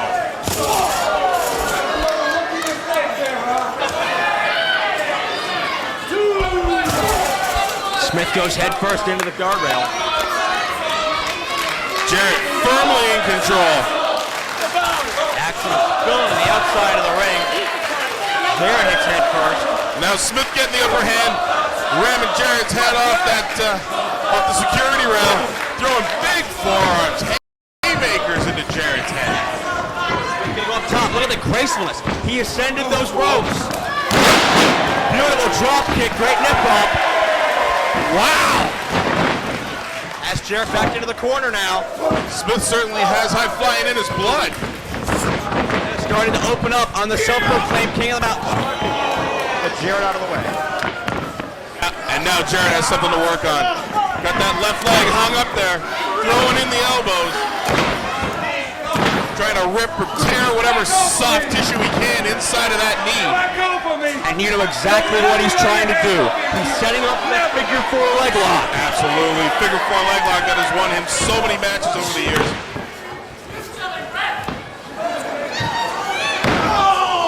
Jarrett's trying to send a message, not just to Harry Smith, but to Bret Hart, the man who brought him here to 1PW. Bret Hart's been very vocal in the past few months. He's heard about Jeff Jarrett's reputation in recent years, and a traditionalist like Bret Hart does not like that. I wouldn't put it past Jarrett to try and slap on a sharpshooter, just to stick it to Bret Hart, stick it to the Hart family, stick it to Smith. And what about the 1PW office conveniently losing Jeff Jarrett's guitars at the airport? That was a shame, huh? Yeah, right, shame. Because now he can't play us a song, man. Oh, right. Wait, quick roll up. What, Smith? Upset? No. Wait. Smith from behind. Got him again. Roll up. Another count of 2. Smith. Oh, he takes it in the knee. Smith working smart, though. Jarrett. Figure 4. He's got it. Smith couldn't keep his vertical base. He's got the figure 4, Joe. With the damage to that knee already, and this is going to make it infinitely worse. How long did he put up with the pain, Joe? See Jarrett cinching back. You see the effort stretched on his face. Referee Pisker doing a smart thing, checking those shoulders. Smith not giving up yet, and that's putting pressure on 7 different parts of the lower anatomy. But besides being an effective submission hold, you don't always win a match by submission when you use a figure 4. Sometimes the pain itself causes a man to relax, not be able to hold that upper body up. Shoulders touch the mat. You can win as many matches. He reverses it! Smith uses that power to reverse the pressure, but Jarrett knew right where he was in that ring, had that presence to grab the rope.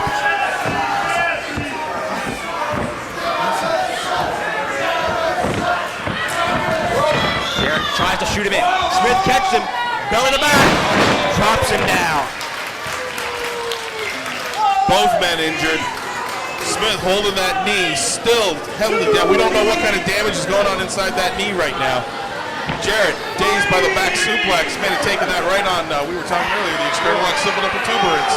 And it took all Harry Smith had in him to muscle up that 235, 40 pounds of Jarrett for that back suplex.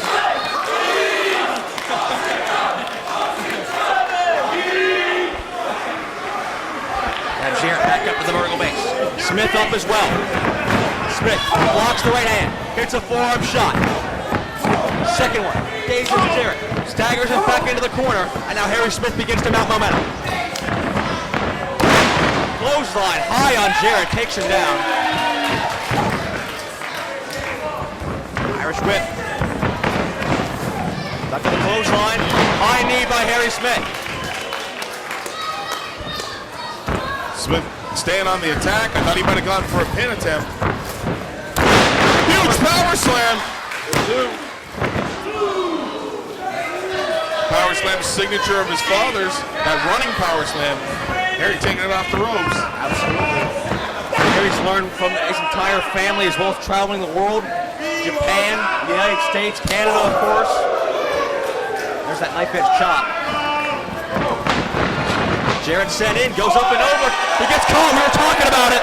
Yes! Can he do it? Drops him with a power slam. He's got no Jarrett with a rope. Feet on the ropes. The veteran ring presence of Jeff Jarrett getting that foot on the bottom rope just in the nick of time. Oh no, Jarrett's got that equalizer. He doesn't have the guitar. Well, he's trying to explain to Smith. The referee trying to explain to him. Smith doesn't want to hear any of it. Jarrett's got a chair. He doesn't have the guitar, but he's got another equalizer.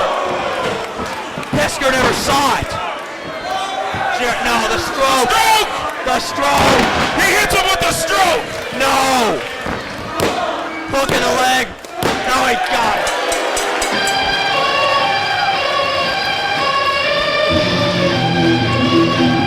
Ladies and gentlemen, here's your winner,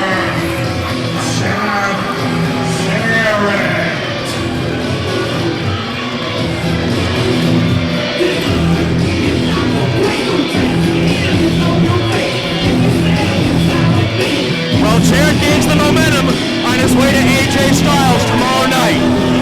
Absolutely, Joe. We talked about the experience, the veteran, the wily, crafty experience of Jeff Jarrett. He showed it all there. And Jeff Jarrett is unfortunately one step closer to making 1PW his world.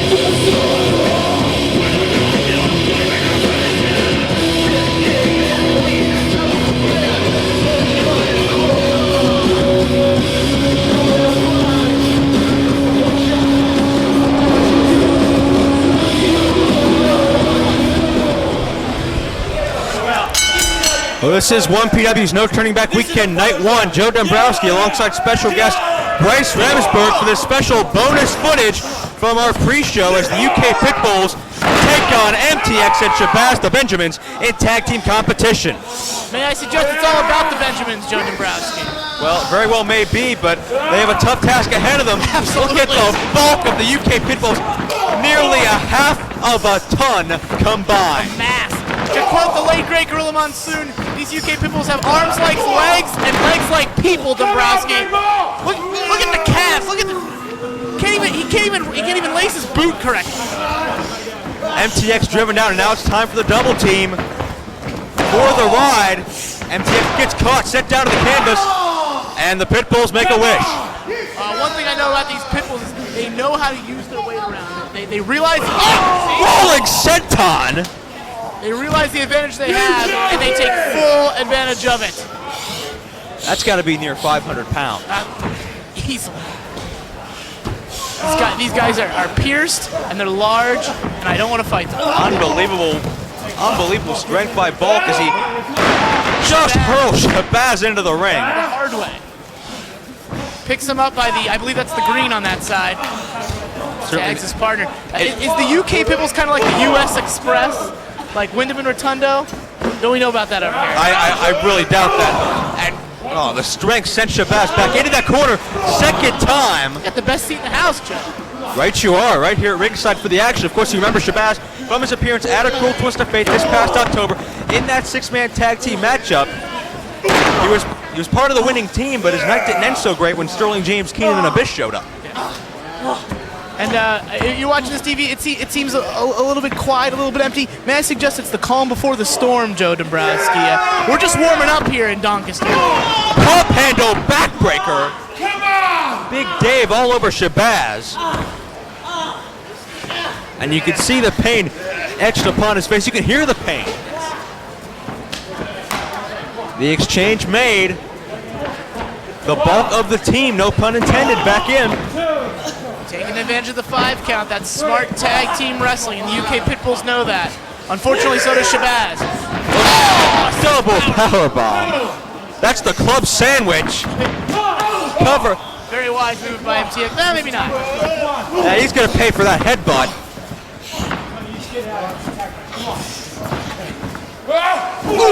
Double headbutt this time. United Kingdom is nowhere near Samoa, but that hurt all the same. MTX out on his feet at this point. There's just so little you can do to combat the size and mass. Look out! He moved! Jesus, Joe. Club sandwich in the corner.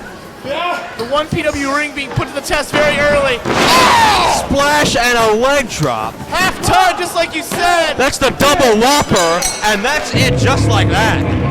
Good night and good luck. Here are your winners, the UK.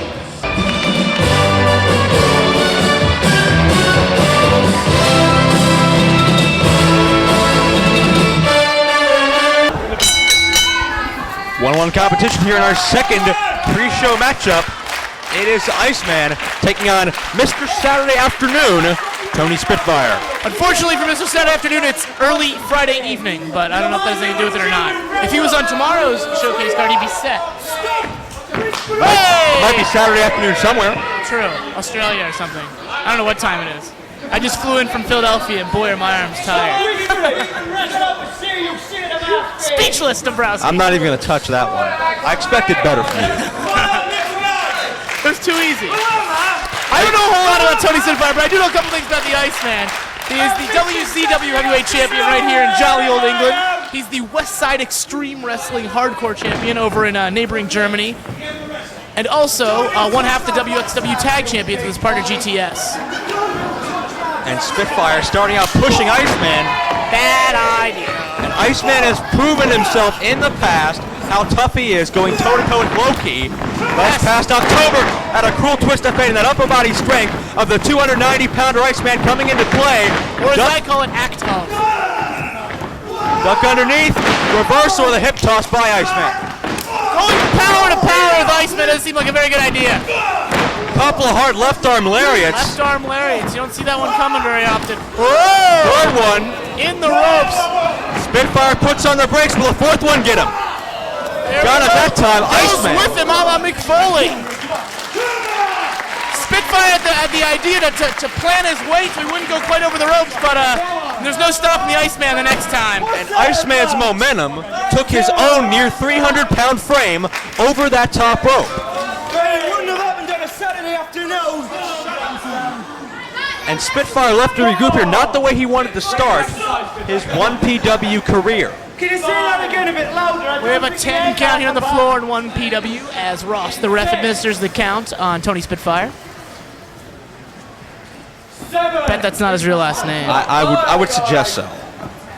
I demand documentation. Don't you ever speak to me like that again. Spitfire doesn't seem to want anything with Iceman. Pulls him in by the ears. Much like an angered mother.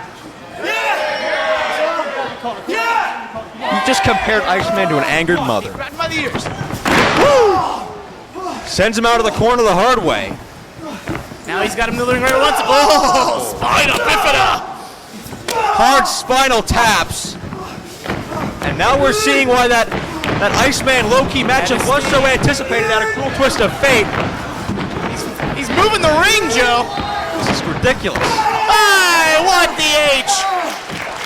Stops the momentum, hits an eye gouge, fakes out Spitfire, nails him in the lower back with a senton. Come on! That's not just any senton.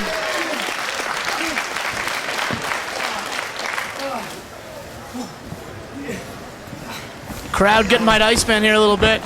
Well, oh, come on. You don't see that combo very often. No, you don't, especially not with a referee looking right at you.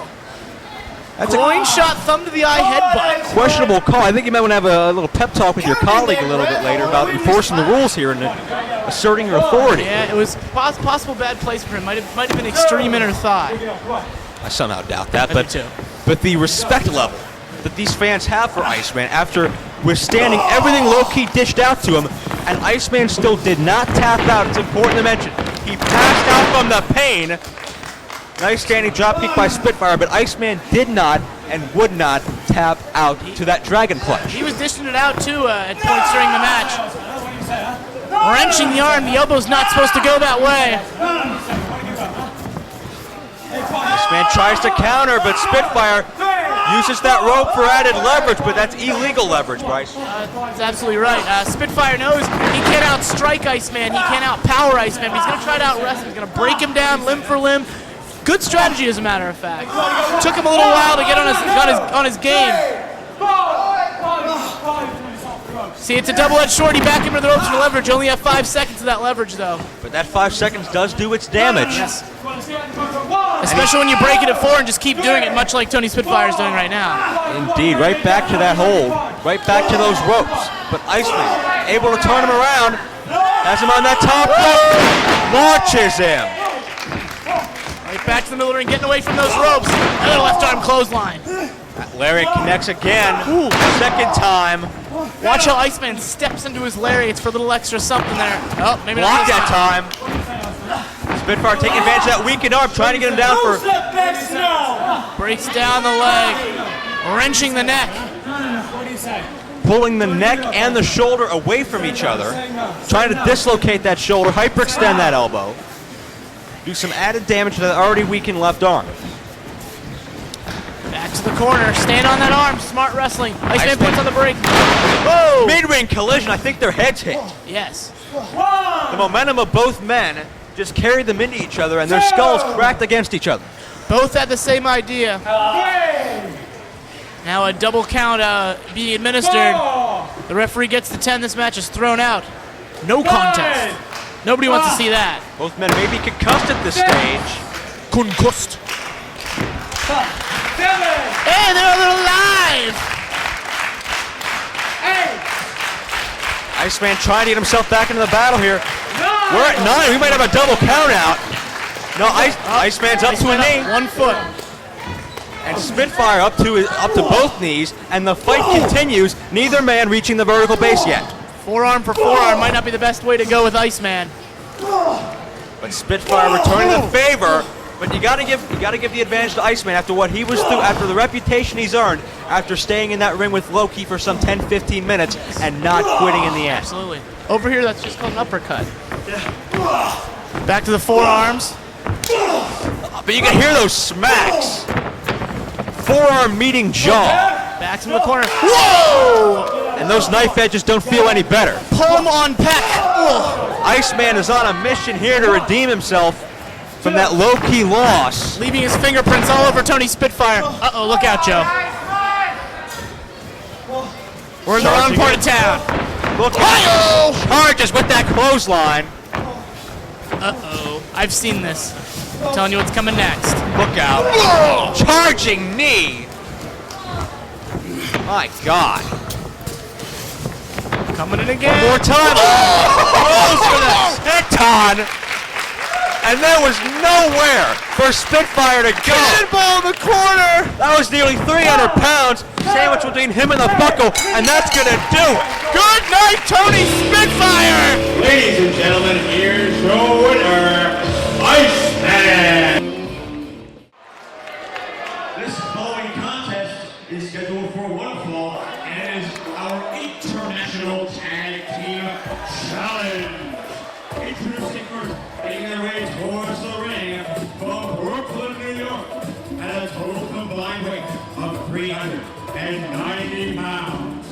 The team of Homicide and Low-Key, the Rottweilers.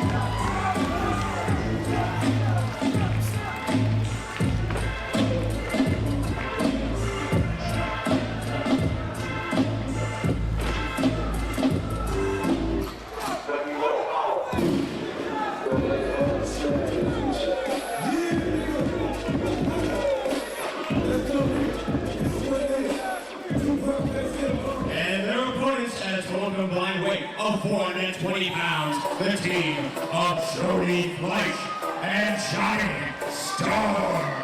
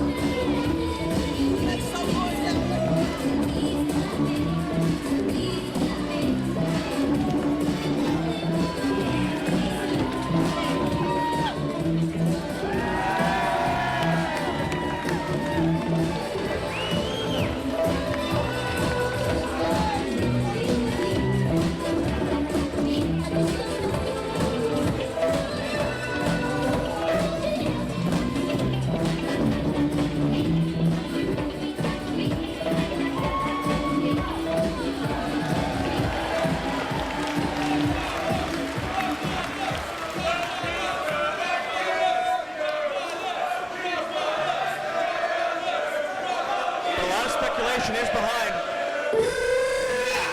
Homicide shoulder injury. My God.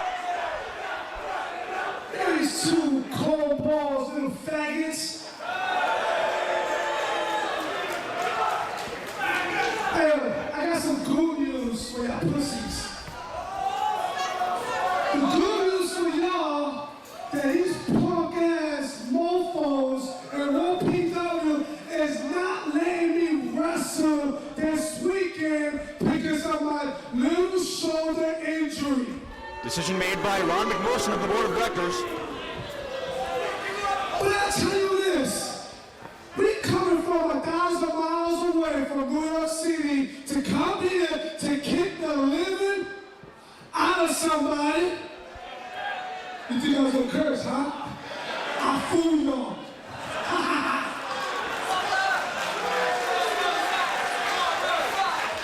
Anyway, Jody and Johnny, how about this? How about one of y'all pussies wrestle our boy Loki tonight? Come on, boy. And you got no cojones.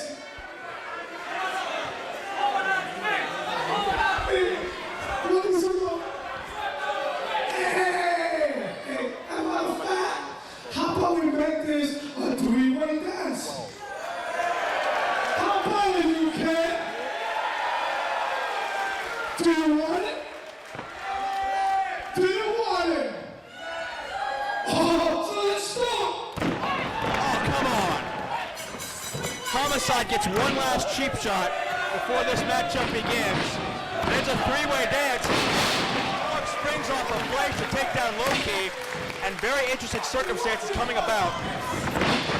Thanks to the situation involving Homicide's severely injured shoulder suffered a couple weeks ago. There's a double Irish whip. Fleisch catches him with a clothesline, glancing blow, but still staggers Key. Key's gonna spring off, missing the kick. Storm catches Key with a kick of his own. And now Johnny Storm, Jody Fleisch taking care of business with a double team. Obviously Storm and Fleisch have had that alliance. We saw him in a cruel twist of fate to beat Chris Sabin and Johnny Storm. But here it's every man for himself. Johnny Storm, I love you. Just turned on his own partner. And Jody Fleisch returns the favor. Oh, well, that's just sore cheese out of Jody Fleisch. Johnny Storm's smarter than he is. And Loki's gonna unleash those vicious nightmares. Listen, I'll tell you what, Loki has definitely got the advantage in this match. We just saw Johnny and Jody turn on each other. He's got Homicide at ringside, and Homicide ain't turning on Loki. Series of chops now. Loki taking control of both men. Fleisch knocked right back almost into our announce position. And the intensity on Loki's face remains the same. Johnny Storm double spring into the Hurricane Run. Fantastic action. All three of these guys letting it out already. And once again, Johnny Fleisch uses his other foot to move his first foot out of Storm's grasp. Nice escape. Cartwheel. Up on top. He's going to get the leverage here. Drops him. Face first. And Key with a quick. Speaking about face first. Holy moly. He ain't messing around, Joe. Well, Low-Key's at odds here. A competitive rivalry, but at the end of the day, they're still tag team partners. If I had to take chops from Low-Key, I wouldn't be wearing white pants. And it's Storm fighting back with the right hands. Key with the reversal with a whip. Leapfrog. Homicide still at ringside. 1PW officials might not want him to wrestle. Wait a second. Oh! Shot to the back of the head. I think the point of the elbow. And right in the back of the head. And Homicide's tied up with Remsburg. And it's Key and Fleisch now unloading on each other. Another shot. Listen to Key load those up. Duck of the clothesline. Fleisch gonna go for a springboard. Moonsault lands on his feet. Key with one of his own connects with that kick. Roundhouse to the face. Little game of follow the leader. Jody Fleisch better have a good dentist. And I don't think he does, considering he's British. Snap there. Hard elbow. On a torque behind him, but Storm kicks out at 2. Wow. This is fantastic action, Joe Dombrowski. Certainly something we didn't expect to see here tonight. It's been an unpredictable night to say the least. Here, no turning back. Spinal tap. Well, the rumors were all around the internet about Homicide not making the show because of his injury. He is here. Come rain or come shine, Homicide is going to be here. But 1PW official Robert Larson making the final call that Homicide was not going to be allowed to wrestle this weekend. This is a decision that he really had to make because Homicide did not have doctor's clearance. No, absolutely not. That shoulder. Every time he throws one of those punches, he's extending the length of time that he is out. He's hurting himself. His violent nature is hurting himself. And you know Homicide has that fight within him. He never wants to back down from anybody. Try to get a massage here. Massage him, give me a break. Homicide with more cheek than you know Homicide would love to be in there if he was contractually and legally able, but the fact of the matter is he'd be a liability in there, and we can't have that. Listen, Homicide would be in there right now under any circumstances. I'm surprised that Low-Key laying it in thick on Jody Fleisch. Oh God, the scowl on Low-Key's face. He's going for it again. And that might have even been worse.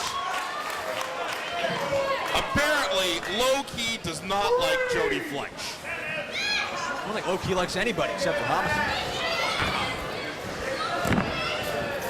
Oh, you saw Storm come at him with the utmost intensity. Oh, he's meeting him. Oh, wow. Low-Key's eyes are turning green. Oh, my God. Storm returning the favor. Fastball, strike 2. Low-Key's kind of surprised. Low-Key's feeling challenged. Another one. My God. Finally, Low-Key wins that exchange. Storm gets out of it. He's trying to chop the nipples off. Look at the red marks all over his body. I said nipples. I know you did. You with your nipples and wings. Nipples and wings. You said nipples and wings. Low-Key. We better stop joking around. If Low-Key hears us, we're dead. That's right. Low-Key slowed the tempo. Low-Key's all business inside that ring. Not a wasted motion, not a wasted thought. And here falls, says referee Bryce Remsburg. Right next to our announce position here, Homicide has taken up residence, and he is looking at both of these men, Fleisch and Storm. Hard elbow. Johnny Storm's chest up by the shoulder area. Blood vessels have burst inside Johnny Storm's body as a result of Low-Key's night matchup. Hard slam. Kick out. Well, first we had Low Key, then we had Homicide. Rottweiler faction is growing. What's your license? License? Oh, you're all on. You can see the sweat fly completely off Jody Fleisch's body. Shot to the back by Johnny Storm. Important to keep in mind this is one fall to a finish as Storm now begins to unload on Low Key. For the ride, reversal by the Rottweiler. Over the boot, tries to spring up into a Rana. Catches him. Look out, sunset flip. Into the top. Oh my God! Double stomp. Crushing Johnny Storm's inside. Even Homicide was hurt by that one. Did you see his reaction? I think Johnny Storm just retired from professional wrestling, Joe. God. Homicide offering to rep the match if Bryce Ramsberg can't get the job done to his satisfaction.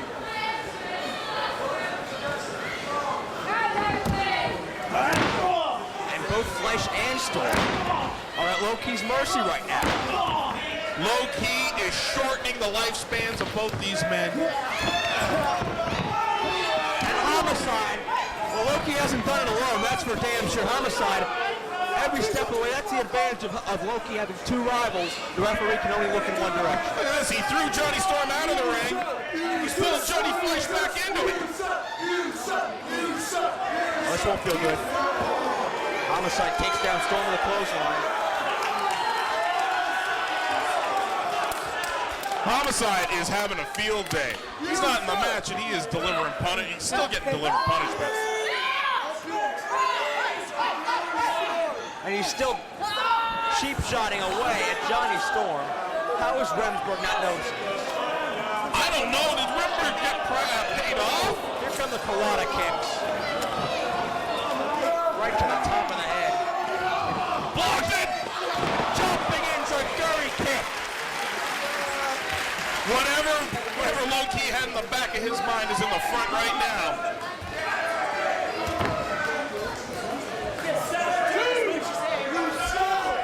And I don't mean to make a pun, but Homicide is getting away with murder. Oh, wait a second, Fleisch. Maybe set to go up top and take a chance here. Top rope, I'd be calling for a taxi. Get while the getting's good is what I say. This could be bad. With Homicide holding on to Storm's foot. Storm trying to get over in time. Look out.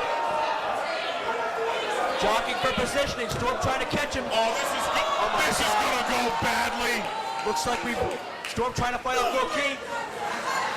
Looks like this is gonna end in tears. Low Key switched to the complete other side. Low Key is down. Fleisch and Storm still on the top. Look out. German! Fleisch on top of Low Key. He German suplexed him into a moonsault onto Low Key. What momentum by Johnny Storm. Homicide! Homicide's the one who said let's make it a three-way dance. I was looking for a tag. Homicide may be regretting that decision now. He's lost that confidence. He's concerned. I told you Homicide wants in this match. I would be surprised if Ron McNorson doesn't get that crap kicked out of him at some point tonight. He better get escorted to his car. Knowing Ron McNorson, he probably took off at intermission. And Storm hammering away on Low Key. Whip, reversal. He tries to catch him, Storm up and over. Drives him down face first. Crazy. Two. No. Low Key hit forehead first. No way to shield that fall.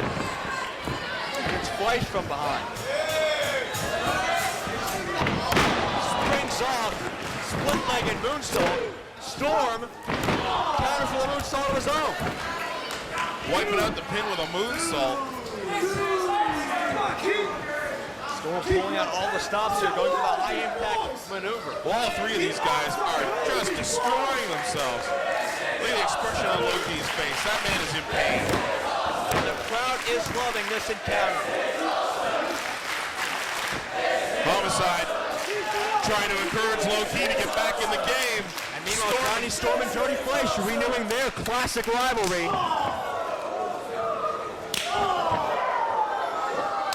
Couple of chops. The block. Backslide attempt. Homicide trying to revive Low-Key with a water bottle. He just took my water. Storm's on the second rope, perched. Fleisch, my God, vertical leap. Storm was sitting on the top rope.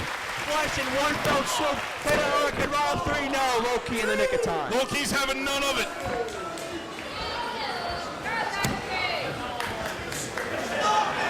Homicide. Homicide like a 14-year-old in the next game, wiping up sweat here.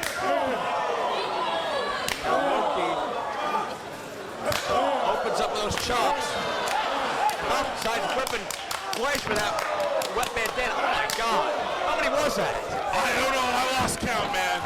Low-Key doesn't want Fleisch out of the corner until he says so. Fleisch just runs into another chop. Has no choice.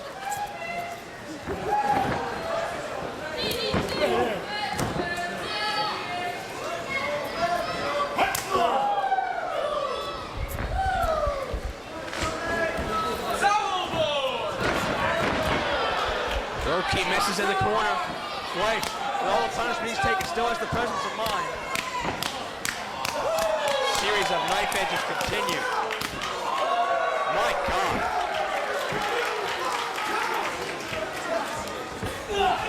Fleisch perching Low-Key up on that top rope. A battle of knife edges continues. Fleisch has got Low-Key set up like he's going for that high vertical leap hurricane run. Not one more time. No. Fleisch hesitated. Key compromise. Oh no. Oh no. Smell it coming, Joe. Oh no. You know what this is, Joe. A variation of that ghetto stomp. Look out. He's getting his footing. Ow!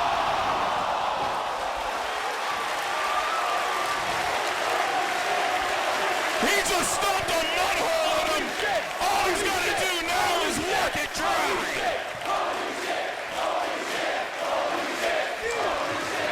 This crowd is in awe of the intensity of Low-Key. Wonderwall! Wonderwall! Johnny wins it! Johnny wins it! No! Holy cow! Low-Key kicked out of the Wonderwall. Homicide was halfway in the ring. He thought this thing was over. Johnny Storm does not believe Low-Key was able to kick out of that. Unbelievable. I'm not sure Low-Key believes he was able to kick out of that. Now what does Storm have to do?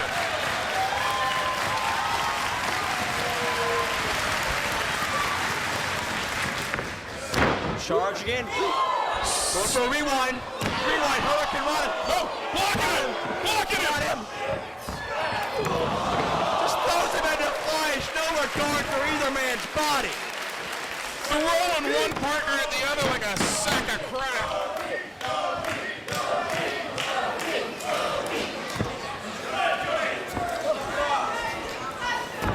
Setting him. Key crusher, 99. 3-8, no! Storm kicked out of the key crusher.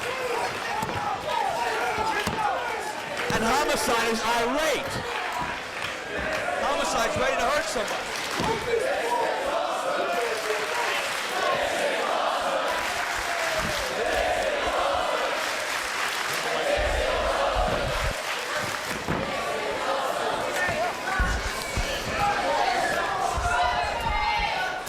Low-Key now.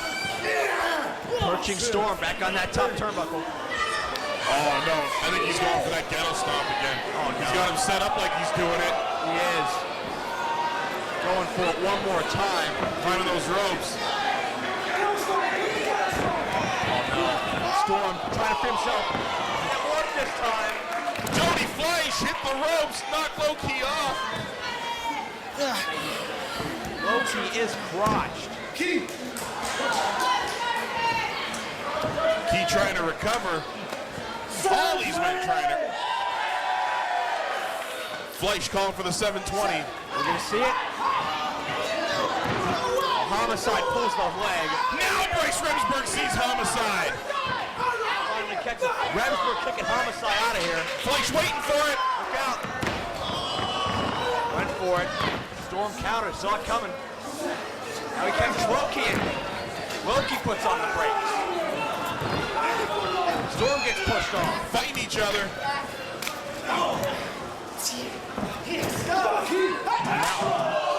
Wilkie with another chop.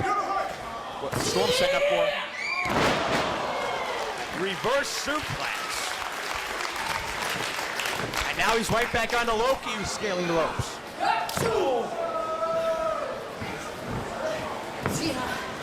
Storm up top. Are we gonna see a superplex?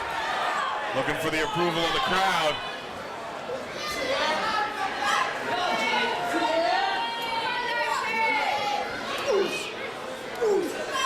Keith's fighting him off though. Storm's a lot left in. Oh my God. Kawada kick from the second rope. Even worse landing than usual on that one. And you know Johnny Storm is seeing double. I don't think Johnny Storm can see at this point. Fleisch injured. Key adamant. And Fleisch connects with a kick right to the temple.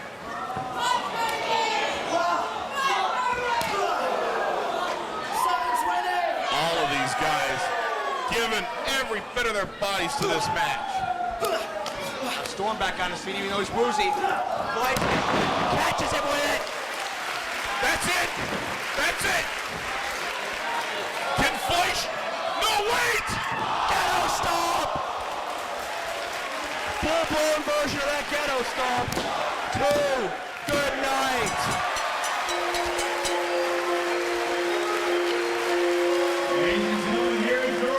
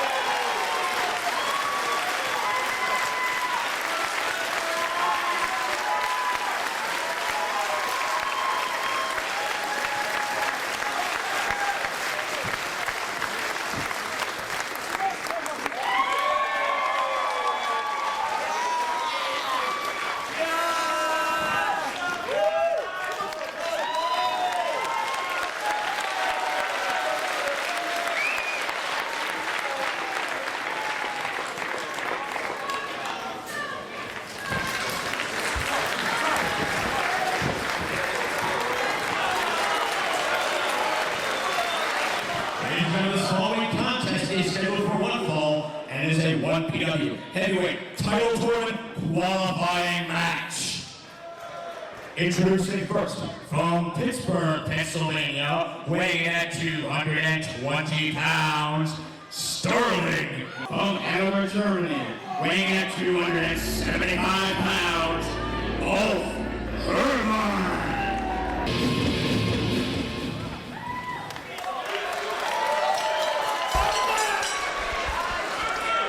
This is our second 1PW tournament qualifying matchup of the night. Sterling James Keenan is taking on Ulf Hermann, the near 7-foot German.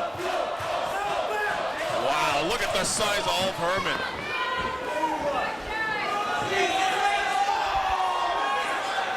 Hey, one thing else to say. It's a long time I've been here in England, but it's good to be back.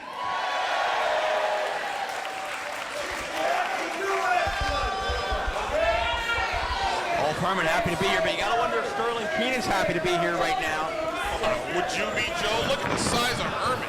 He only found out he was wrestling All Herman about 2 or 3 days ago. And then when he meets the guy in the ring, he comes spitting fire. Herman, a last-minute substitution, and boy, is he a find. But Sterling out quickly. All Herman in the early going. Herman is one of those individuals who's been the world over, competed all throughout Europe, into the United States and ECW, among other places. He's very well traveled. I got this, baby. I got this. If I were Sterling, I wouldn't be taking off Herman so lightly. And when you're Sterling James Keenan, the world usually bows at your feet. All Herman will not. That slap only made him mad. Herman sends him in for the ride. It's a big boot. Irish whip time. Herman using that power. Big elevation on that body drop.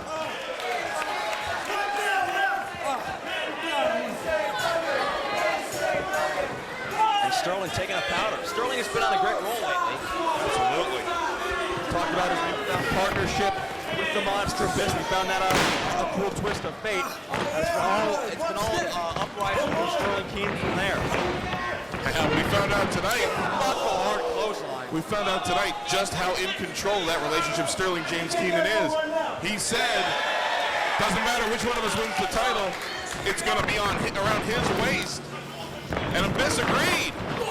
I've never seen anyone with as much mind control over Abyss as Sterling Keenan. And many have tried throughout the years. Many of them have tried. Sterling has something special. And Sterling has now taken away Ulf Herman's height advantage. Hard to tower over a guy when you're down on your ass on the mat. And Keenan continuing to work over that leg. Ulf gets back that vertical base though. Again, Sterling with a cheap shot goes to the eyes. Find it very interesting that Sterling. Wow. Shot to the knee. Herman is down again. Calculated offense. Keenan in firm control of the Teutonic Giant. Gotta give him credit. Sterling did not come in here without a game plan. He didn't come panicking. He knew exactly what he was going to set out to do, and he's accomplishing it perfectly. Laying it into that knee once again. I do find it very interesting that Sterling expects Abyss to simply forfeit the championship to him. Should he win it, should he qualify into that tournament at All or Nothing. Well, you know. If I owned Abyss the way Sterling James Keenan seems to, use him as a weapon to get what I wanted also. Got to the clothesline, and Sterling drives those knees right into the spine. Wow. Takes the big man down. Sterling starting to get frustrated. Not many things you can do with a guy who's about 6'7". Well, the thing you can do is keep him down on the mat. And that's what Sterling James Keenan is doing quite well. Going for a figure four.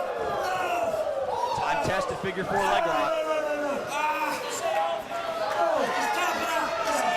Now, Herman sitting up. He's got a chance to strike it, Keenan. Keenan's got, he's making him mad. Keenan's got to crank that on. We saw earlier in the evening. You get the power. He's got him by the throat. He's got him goozled. I can tell just by looking at Ulf Herman, you don't want to make this guy mad. But Sterling takes that knee right out again.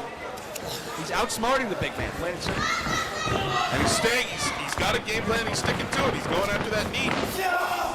Goozled! Choke slam. Oh my God! Huge choke slam at Ulf Herman.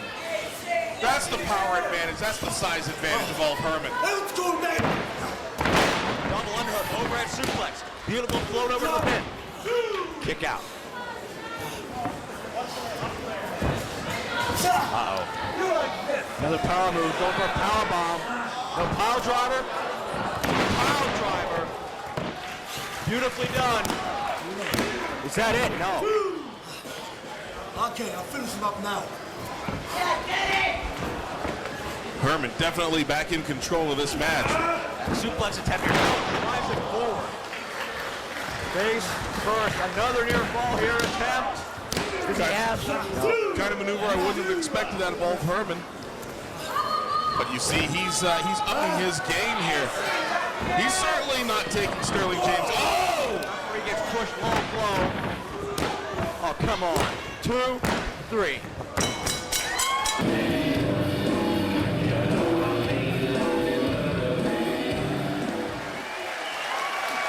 This contest is scheduled for one fall, and it is a 1PW Heavyweight Title Tournament qualifying match.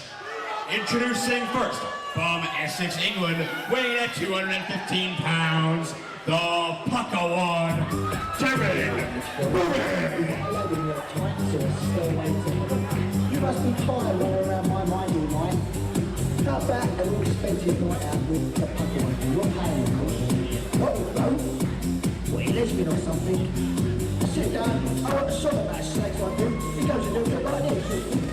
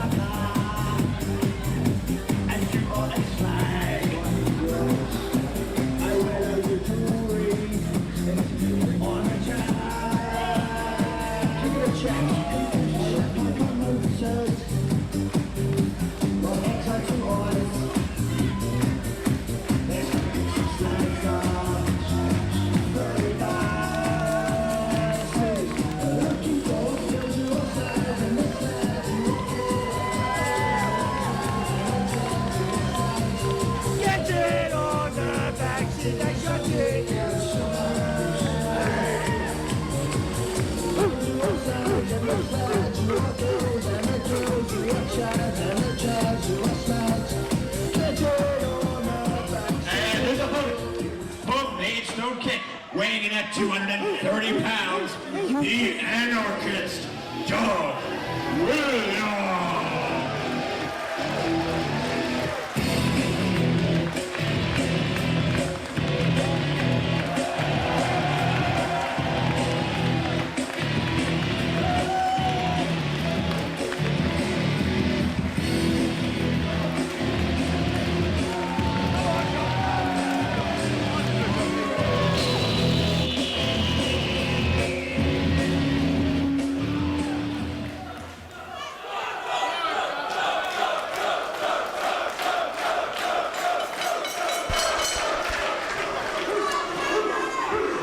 Qualifying matchup of the evening for the esteemed 1PW title tournament.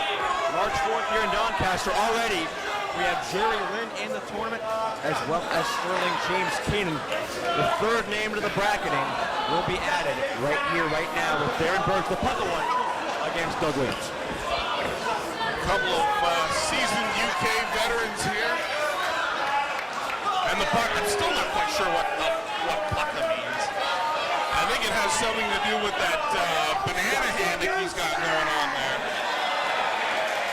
Talking about his dice. Is that what he's got in there? That's what they call it these days. Scary, man. Snake eyes. Anarchist takes control early on over the Pucka One. Winner of that 3-round battle royal before a cool twist of fate. He defeated Chad Collier after a lengthy battle royal. Many top UK stars, but Burridge rose above the rest. Burridge really earned his way into 1PW. He did. He earned his way here into this championship tournament match.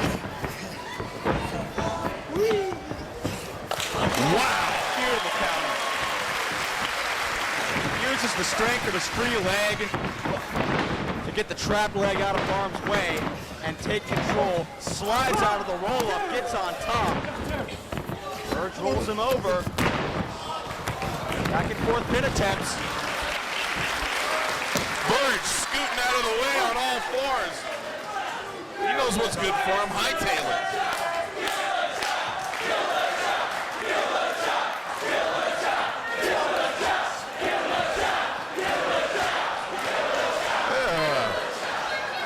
Don't seem too enamored by the machinations of Mr. Bird. That just wasn't right, Joe.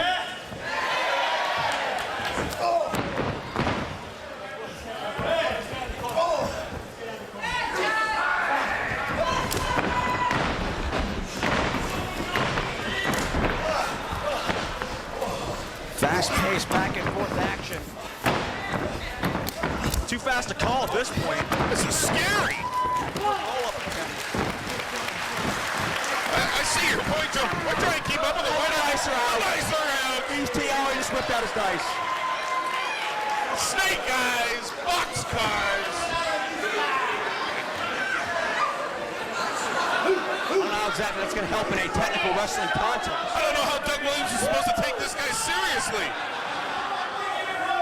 He's got dice hanging from his crotch and he's jazzercising. Something you don't say every day. You'd be surprised how often I say that, Joe. Doug with a back body drop, and now Burridge is favoring his dice. Soft and Fuzzy's got hurt. Atomic drop, that won't do any wonders either. And Burridge is on the outside. Burridge certainly knows how to make an escape. Took the opportunity. Oh, he wants that woman to. His dice hurt. Oh, man. I don't think I even want to speculate on what he means by that. Well, Burridge got to get focused here because he could be the next and first World PW champion. Yeah. Could you imagine the one PW title belt dangling right along with those dice? Would the dice still dangle from his trunks, or would he dangle them off the belt? No. The theories and questions you come up with is just ridiculous. Well, the guy's got dice hanging from his belt.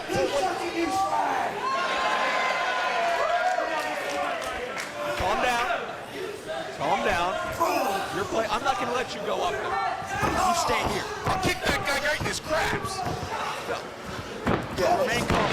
Be objective for once in your life. No slag. Like you haven't been called worse. What the hell's a slag? I don't know. Check a dictionary. I don't know. You've been here longer than me. You tell me. He called me a slag. I feel creepy. Irish whip. Williams sends him into the corner. High knee to the sternum. And Burridge right back to the drop toe. Two. Gotta give a ton of credit to Burridge.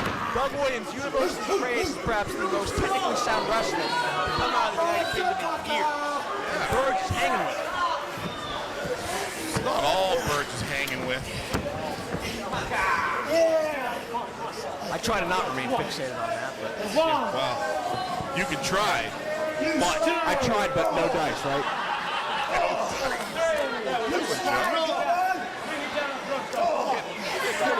Burridge trying to maneuver Williams. Going high risk.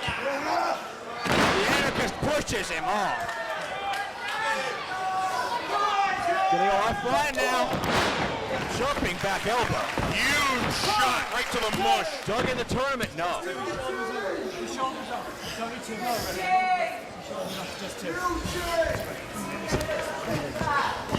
Williams staying on his man. Into the corner, high knee, catches him right in the jaw. Follow through, second one, catches him in the side of the jaw. Doug Williams smiling and making his way to the top rope. Ready to finish him off here. Time. Catches him right in the top of the head. Will this do it? Burridge got a massive migraine, but still with the presence of mind to escape. Oh, my fairy dice.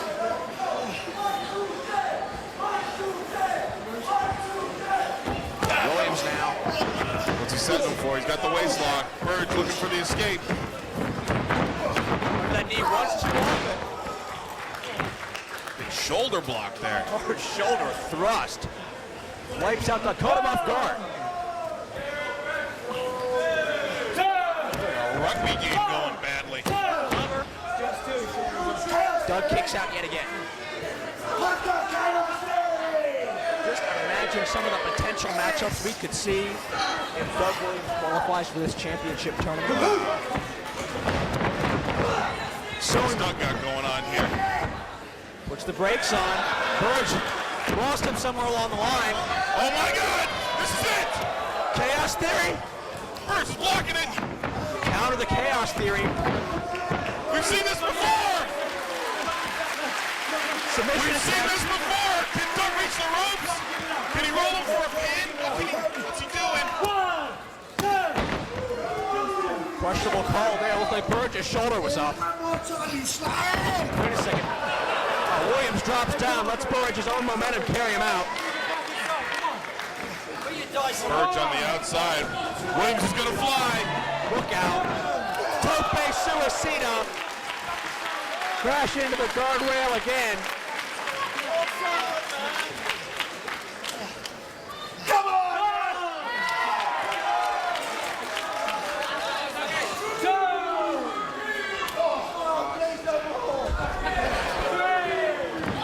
Burge tossed back inside by the Anarchist. Shoulder block. Up and over. Referee caught Burridge. Williams counters. Burridge gets a pitfall this time. Got it. Oh my God!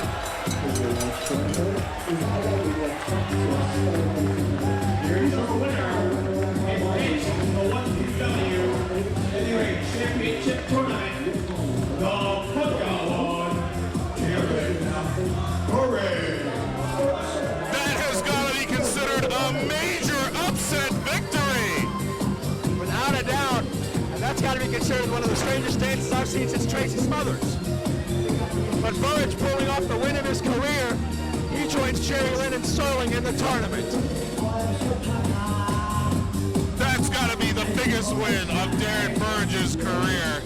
He has now got a shot at the 1PW World Heavyweight title. But to get it, he's got to get 3 wins, even bigger than this.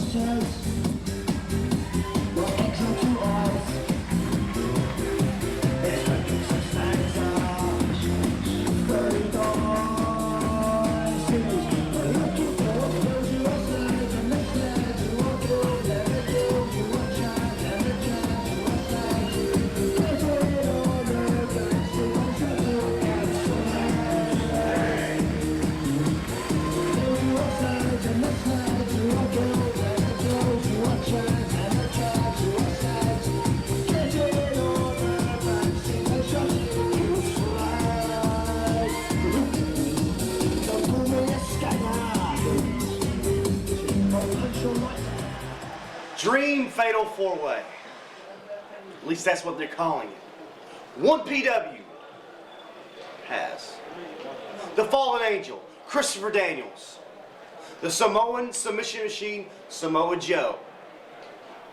Charlie Haas, which is kind of, you know, the X factor in this match, which oddly enough is he's not X Division. So it does kind of throw this match off a bit. And I can't say that I know Charlie Haas all that well as a professional wrestler. So this will be a great match. Know that. And these guys, they're all great. They're awesome technicians. But the fact of the matter is,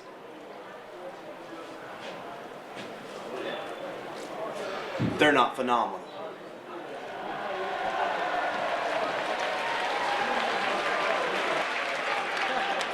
Ladies and gentlemen, this next contest is one fall to a finish, and it is our Dream Fatal 4-Way Contest. Introducing first, hailing from the City of Angels, weighing in at 215 pounds, the Fallen Angel, Christopher Daniels.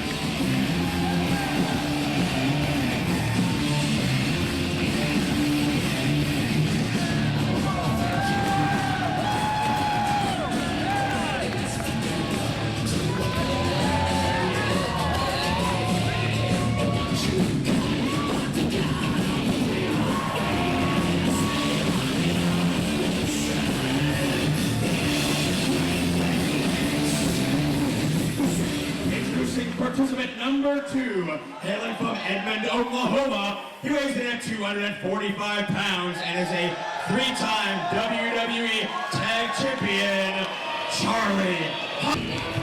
Participant number 3, from Huntington Beach, California, weighing 270 pounds. He is the current reigning TNA X Division Champion and the Samoan Submission Machine, Samoa Joe. The final participant from Gainesville, Georgia, weighing in 213 pounds, the phenomenal AJ Styles.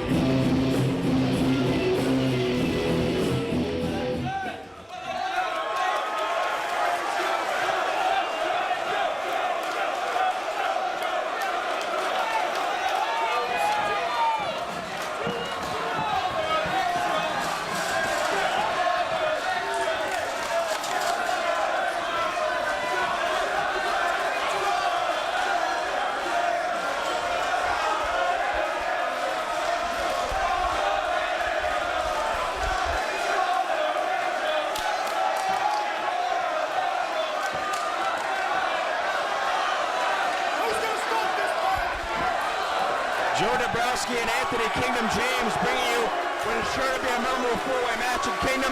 We called matches before where the crowd was 50-50, but if we ever called a match where the crowd was 25-25, 25-25? Not in my life, Joe. This is unique, and this might be the loudest match you ever hear.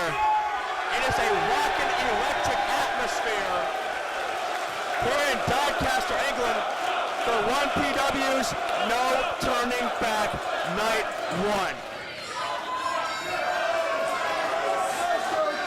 And this is going to be a match so special.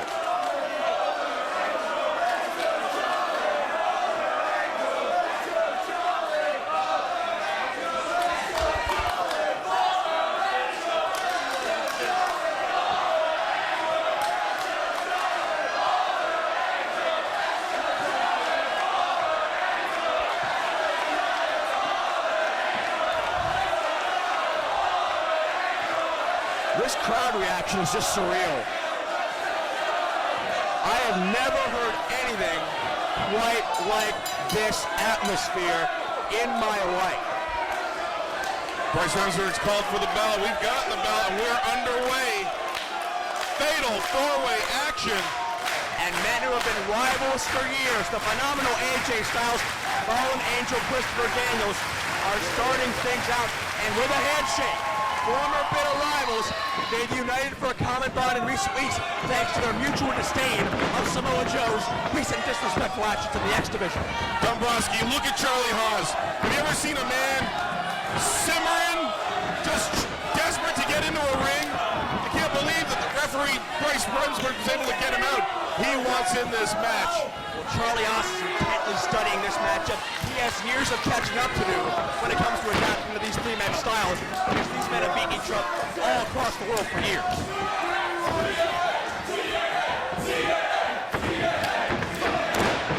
Shoulder tackle. Styles up and over Daniels. Here the chance at TNA. Jeremy Borash on hand at the TNA front office. Documenting this footage for an episode of TNA Impact to air the world over. And it's arm drags back and forth. Into a standoff. Neither man gets an advantage.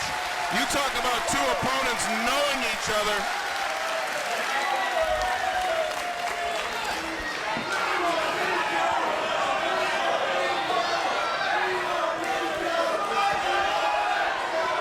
AJ Daniels face to face again. And look at them. Both turning their attention to Joe. Joe brutally attacked Christopher Daniels. Gave him a grade 3 concussion this past November. And AJ Styles of all people was the first to his defense. And Samoa Joe ain't having none of it. That's the first time I've ever seen Samoa Joe refuse a fight. He ain't refusing a fight. He ain't refusing a fight. This is just plain old strategy. He's picking his spot. Absolutely, Joe. Absolutely picking his spot. Listen to the ovation for Charlie Haas. He's been subject of a lot of speculation. But Charlie Haas ain't waiting for the right time. He wants in now. Charlie Haas, of course, you read the internet, it appears where he'll be ending up. This may be a once-in-a-lifetime occasion to see a great mat wrestler like Charlie Haas square off with the best of TNA. All being brought to you by the fine folks of 1PW. They're good people. I like them. Power elbow tie-up. Haas sweeps the leg, moves into a front chancery, rolls through with it. Haas very quickly proving, hey man, you want to wrestle, I can wrestle. But now AJ cuts off Haas's vertical base. Now moves over into the wrist lock. Up until today, these have been names to him. Names on pieces of paper and magazine. These have been images on video. Right now, they are very real. And Charlie Haas better be ready for the dance. Series of reversals on the go-behind. AJ elevated up and taken down amateur style, and Haas rolling with those chanceries once more, but AJ gets through it. Oh, I'm like a crocodile waiting to feed. This might be a very apt analogy, if I do say so myself. Talked about Sterling Keenan earlier, moving in with a game plan. It seems Haas has as well. Haas is grounding AJ Styles. AJ is not the most well-rounded wrestler in the business today. He can do just about it all. If there's anything Haas can match him on, it's the match. Absolutely. You mentioned it earlier, Seton Hall All-American. Right. Charlie Haas is a wrestling machine. AJ now behind Haas. Into the side headlock. Fighting it. And once again, we have a split decision. This crowd divided into fourths in this matchup, as opposed to halves, and Haas sends AJ down with brutality. Showing some power.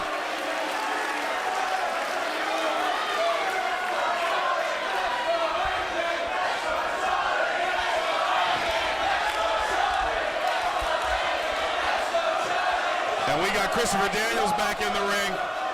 Styles tags his arch enemy. Change is made. The crowd wants only one man, and that's the man who just backed off the apron again. And Samoa Joe still ain't having none of it.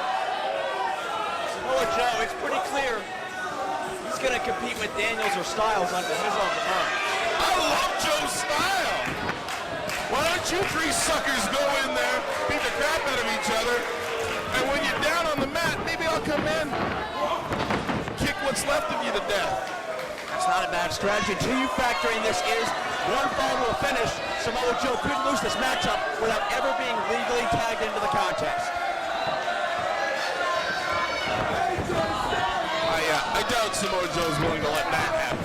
Okay. Well, I didn't say he was willing, but it's a chance you take. Well, it's strategy. Or as Bugs Bunny would say, strategic. Any Bugs Bunny during this match? What's up, Tom? Give me a break. Haas elevates Daniels. Hard takedown. Wow. Like a coyote falling off a cliff that was so high. Absolutely have to give the power advantage right now between Haas and Daniels to the Seton Hall All-American Charlie Haas. Controlling the arm now. Gonna elevate him one more time. Haas turns it over to a deep arm drag and now an attempted submission. Swift kick to the face. Daniels is out. Now the Fallen Angel takes control. Irish whip. Deep hip lock. And now the longest reigning X Division champion in TNA history takes control on Charlie Haas.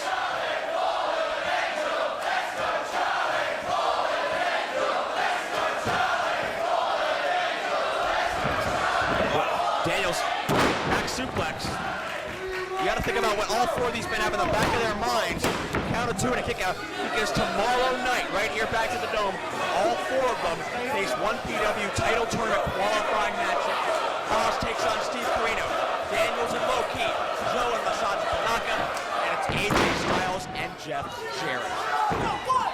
Incredible to think these four men facing each other tonight, getting title qualifying matches tomorrow. All four of these men fighting fans. Wait, quick cover, kick out by Haas. To that March 4th one-night tournament. Haas kicks out even quicker this time. And what are any of these four men going to have left in their system? Whip, and Joe picked his spot. Joe picked his spot. Joe's in! Up knee, and foot strikes. Samoa Joe unloading on Christopher Daniels. And now Joe, a house of fire.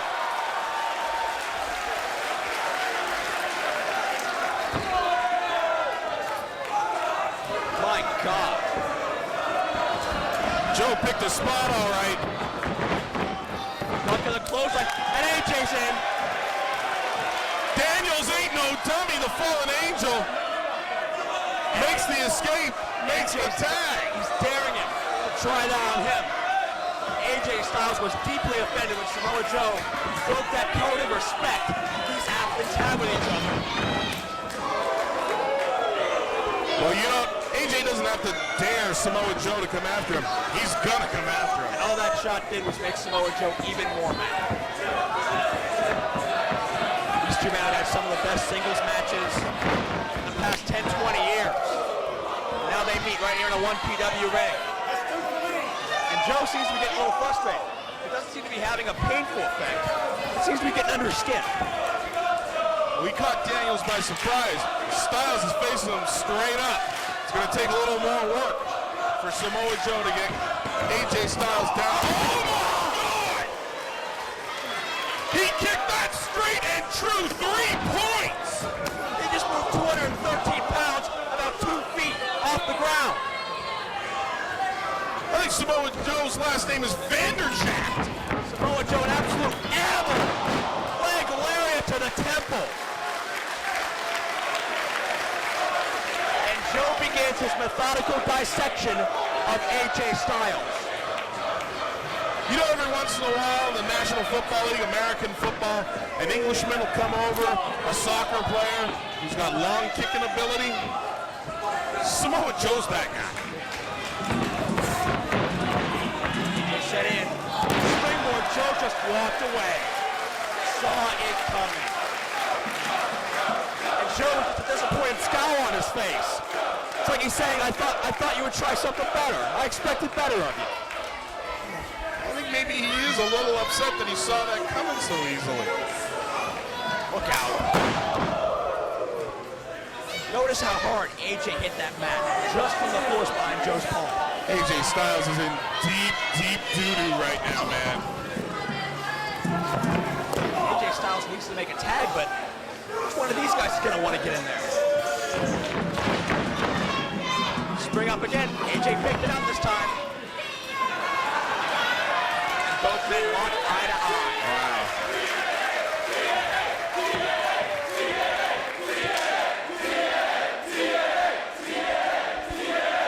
How does Charlie Haas feel hearing a TNA chant?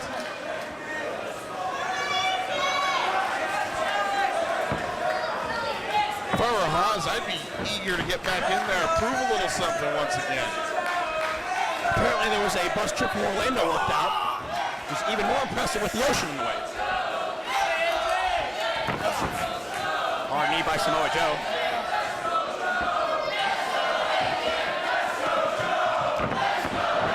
AJ shoots him in. Leapfrogs up and over. feeling it now. We're going to get a double team here. Styles and Daniels working together. Double whip. Double back elbows. And who would have ever thought 2 months ago we would see AJ Styles and Christopher Daniels on the same page? Working on anything together. Yeah, absolutely, Joe. Our clothesline of the Samoan submission machine.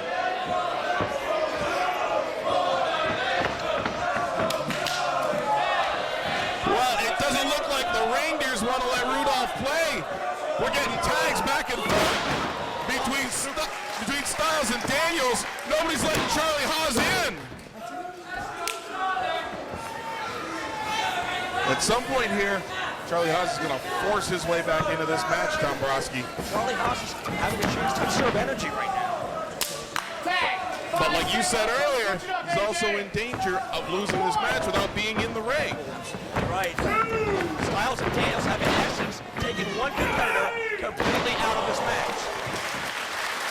And if they can eliminate Samoa Joe, it'll be down to just the two of them. Is the X Division afraid of the X Factor? That's a very good question. You don't have an answer? I don't know. It wasn't rhetorical. Get up there and ask someone. I'm not getting involved in this. Yeah, I dare you to get in the ring right now and ask Samoa Joe a question. Sure. The question would be, how would you like to kill me? Knees to the sternum. Masato, no, Charlie Haas picked his spot now. I told you, Haas has got to get in there, force his way back into this match. It's like a lottery. You can't win unless you buy a ticket. Haas can't win unless he's in there, and he's in there. Haas taking over on the Fall Angel. Taking away at the forehead. Well, I think Joe had enough of the facial reconstruction for right now. And now Charlie Haas maybe getting a little frustrated over not being in that ring that much. He's turned to a brawling aspect.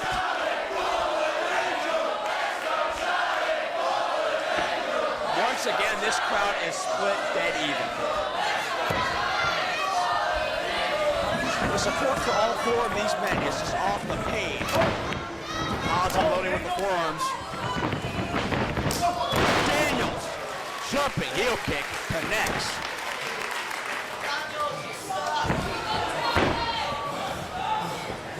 Just fantastic action we're seeing here all night long at no turning back by one. Hard headbutt Daniels. Shake the cobwebs loose himself there.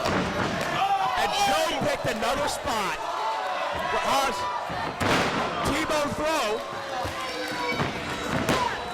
Two. No. Just like that, Charlie Haas almost won this match. Well, that's what it's going to probably take. Something swift out of nowhere by one of these competitors to catch the others. Because you not only have to catch the man you're trying to pin, you are unaware. You have to catch the two guys on the ring apron unaware, or they'll be in lickety split to break up that pin. And what about Samoa Joe intricately dissecting this entire match? Putting about 2 or 3 spots to interject himself, and they have paid off tenfold. Daniels now starts to rally back on Charlie Haas. Duck of the clothesline. And Haas disposes of the fallen angel right into Samoa Joe's waiting grasp. Oh, and Joe is looking for something.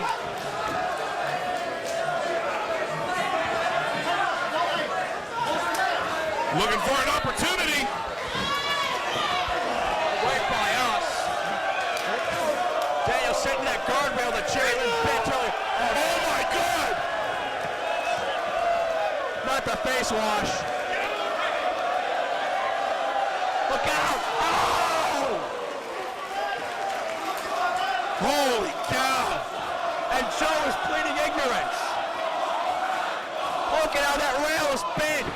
Joe's pleading ignorance. Christopher Daniels has Joe's shoe print on his face. AJ just spat out Samoa Joe. That's more disrespect by Samoa Joe to Christopher Daniels. That's part of how Christopher Daniels suffered that serious concussion. And Haas might have been easy pickings from there. Haas had an excellent opportunity there, as I was saying. Both men, Styles and Joe, distracted on the floor.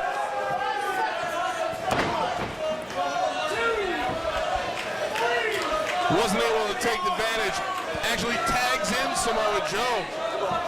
This, as the match is going on, I wonder about that strategy. Hard shot, kick, 3-move combo knee drop. But did you notice when Samoa Joe did that face wash, that menacing glare AJ Styles gave him, and AJ just can't wait to get his hands on Samoa Joe. Yeah, calling it a face wash is kind of light for what it is. It's more like a face scrub. Joe slows down the pace, continues to wear down the fallen angel, who may not even know where he is. Christopher Daniels recovered from that concussion about a month or less ago. He is very susceptible to re-injury. The number of athletes that have lost their careers to concussions is not something to be taken lightly. Series of elbows by the fallen angel, charging with a vicious forearm. One more time, Joe catches it. Manhattan drop, follow through, kick right to the side of the face, senton splash. Wow. Joe just pulls off a series of moves so quickly. AJ in.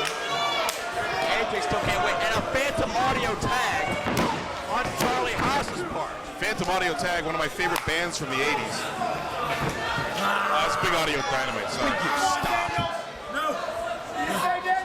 Charlie Haas with that nerve hold, squeezing away at the trapezius of the fallen angel.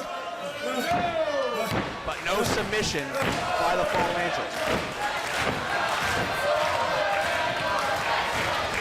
Seems that Haas and Joe have formed a common bond here to counteract AJ and Daniel's partnership. Sunset flip attempt. Samoa Joe. Tag. Oh! My God. Daniels back wide open for Samoa Joe. Unbelievable. 2. Kick out again by Daniels.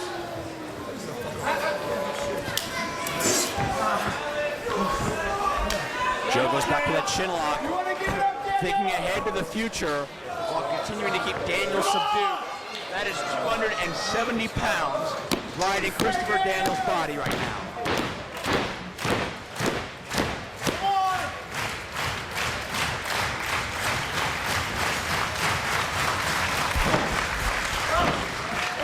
Daniels elbows out. Catches the clothesline, jumping into Gary kick. Joe charging again. Flatliner. Daniels down and out. Joe dazed, doesn't know where he is.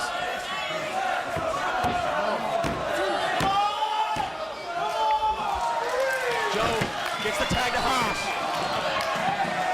Daniels the tag to Styles. AJ went right for Samoa Joe. Sends him clear off the apron. And AJ taking control. Spin kick.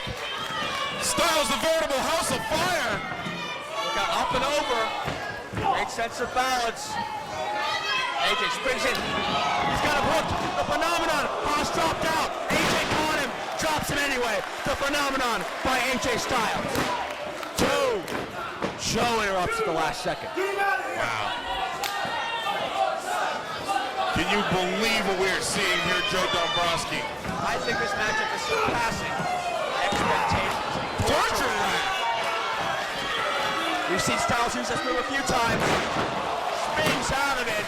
2. Joe interrupts. Haas kicks out. Oh! Just a straight kick. Joe came in to break up the pin. Haas was able to tag. Joe didn't have anybody to kick. He decided, nah, I'm kicking someone anyways. Samoa Joe wasn't even in the damn ring for that tag.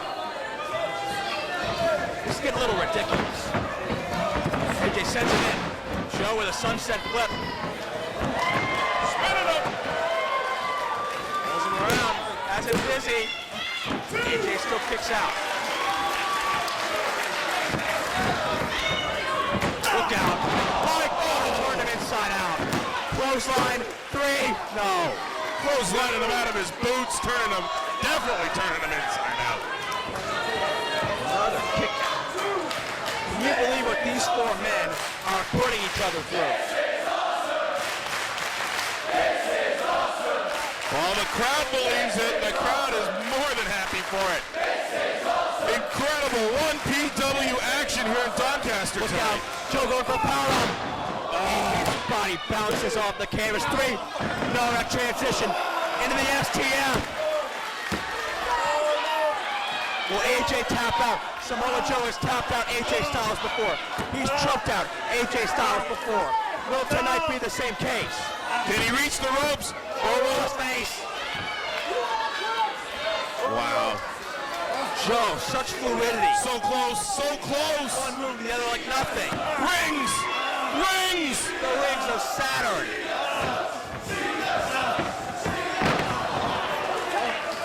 Knee to the temple. As I said, Samoa Joe, so close to a submission. Why don't we go for a angle slam type move, but Daniels comes into a pair of high knees. Old Angel sets him up, Joe elbows out of it. Oh, big slap.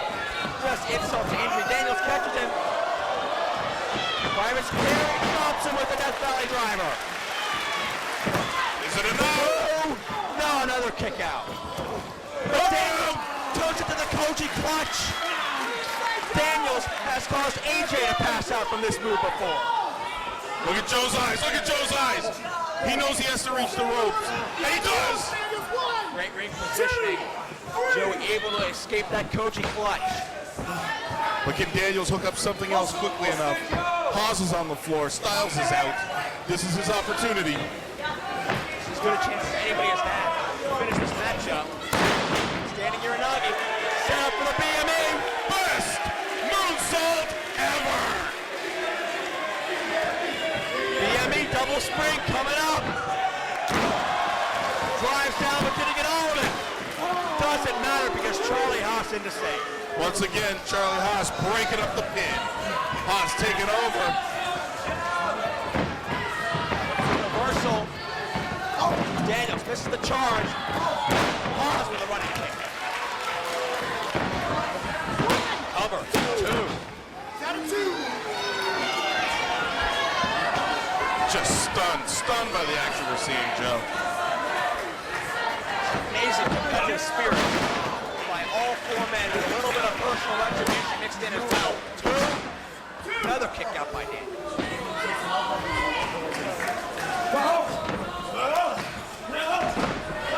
Daniels slugs away. Chop to Haas. We got Charlie. Going for that angle slam and he hit it. He's learned from his teacher. Olympic angle by any name, it's effective. Haas and Payne coming up. Oh, goodness. Look at the torque on Daniels' body. But Samoa Joe knows how lethal that move is. Quick to interrupt.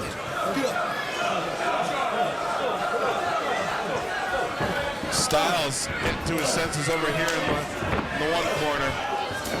Daniels trying to recover. Joe's getting psyched up. Hard forearm. Haas charges it. Wait, Daniels from behind.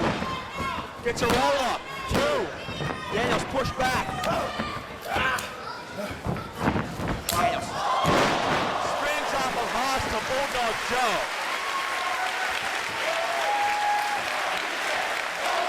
Another outstanding move. Words cannot describe the beauty of a Chris Daniels match. But they're paying us to, so we better try. Chris Daniels absolutely seamless. Arabian moonsault to the outside. Daniels hits the Arabian with the greatest of ease. There's something we don't see too often. Charlie Haas gonna fly? This is gonna be interesting. Haas dives with a punch into both men. I don't think I've ever seen that in a Haas before. Neither. He knows the level of competition he's up against.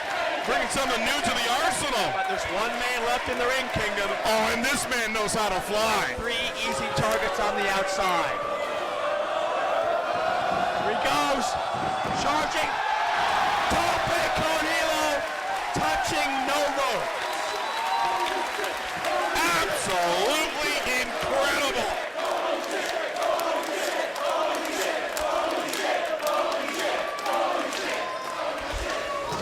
This has been one of the most classic matches I've ever called, ever witnessed, ever had the privilege of being a part of, and we've got 1,500 Brits that agree with me. Yeah, and apparently 2 Australians. Some people from Australia bought tickets. They're here. Okay. What are you looking at me like that for? I just see him here. I just expect that interjection. Sorry. Oh, I'm just saying. Look at the glazed over look in Joe's eyes. But he caught him in that power slam. Rapid fire stops it all. And to correct you, Joe, it's closer to 1,660 Brits. Fantastic. And 2 Australians. And a Canadian in a pear tree. Oh, Joe has Styles to one knee. But Daniels just saved AJ. Pele! Joe never saw it coming. 3 words you say a lot with AJ, out of nowhere. Discus Lariat. Joe Doug. Oh my God! Knocks Daniels out with a tope.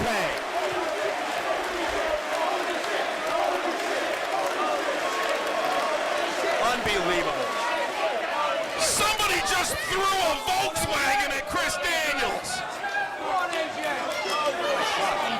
AJ gonna go up again. Go on. Pause with a hot shot, the damnedest hot shot I have ever seen. Charlie Haas, my hat's off to you. That was incredible. You're not picking your spot. Haas of Pain again. Haas of Pain. No. AJ went with the momentum. AJ Pin, no. Haas back up. Setting him. Olympic slam again. AJ was in the perfect position to counter. Styles crash. Is he doing it? Can he hook it? He's got a hook. Trails him. Can he roll him? AJ wins. AJ's got the momentum. He got him.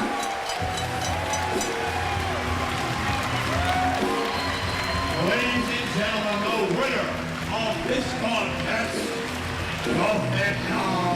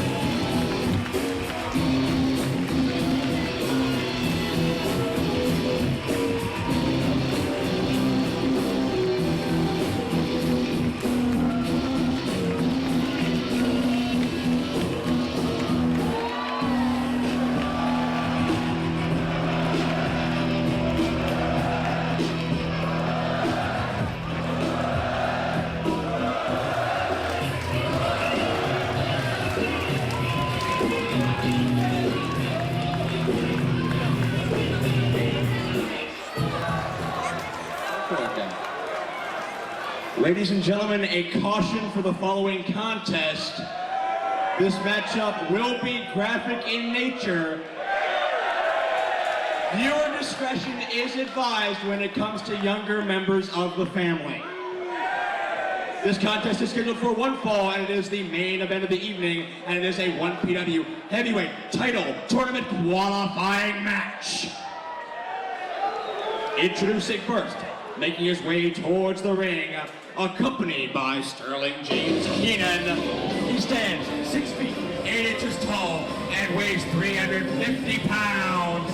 The monster of Pitts.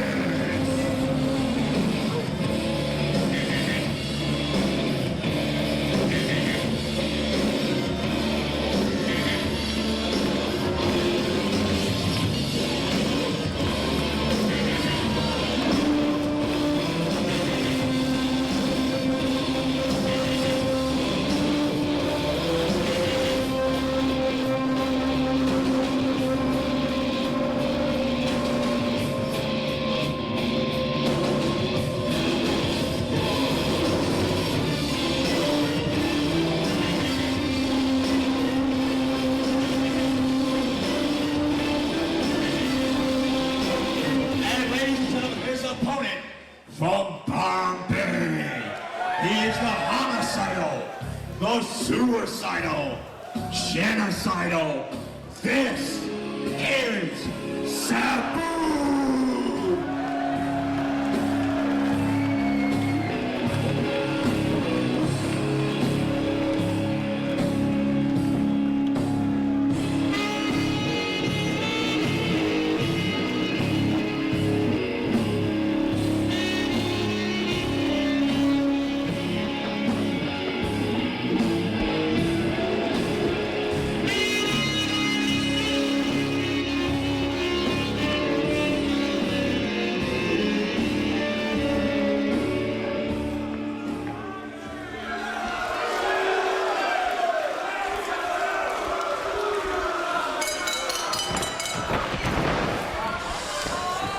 Well, we've seen a lot tonight, but it could pale in comparison to what could be one of the most brutal matches we've seen. 6'8", 350 pounds of Abyss, taking on the one and only human highlight reel, Sabu. And Sabu also goes for the chair. Wasting no time. And Abyss just steps on it. Sabu did not have Abyss softened up. Spend that much time away from him. Well, Abyss is softening Sabu up right now. And here's a very interesting question, Kingdom. Where is Sterling James Keenan? Well, I don't know what's going on backstage. I don't know if he's been stopped or prevented from coming out here. You gotta think this matchup is officially no disqualification. Survival of the sickest.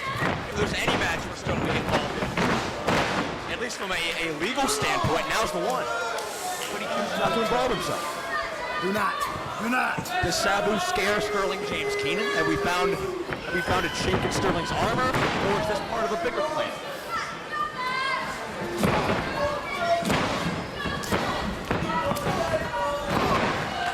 Sabu fighting back, but Abyss, that size and girth advantage. Caught him with a knee.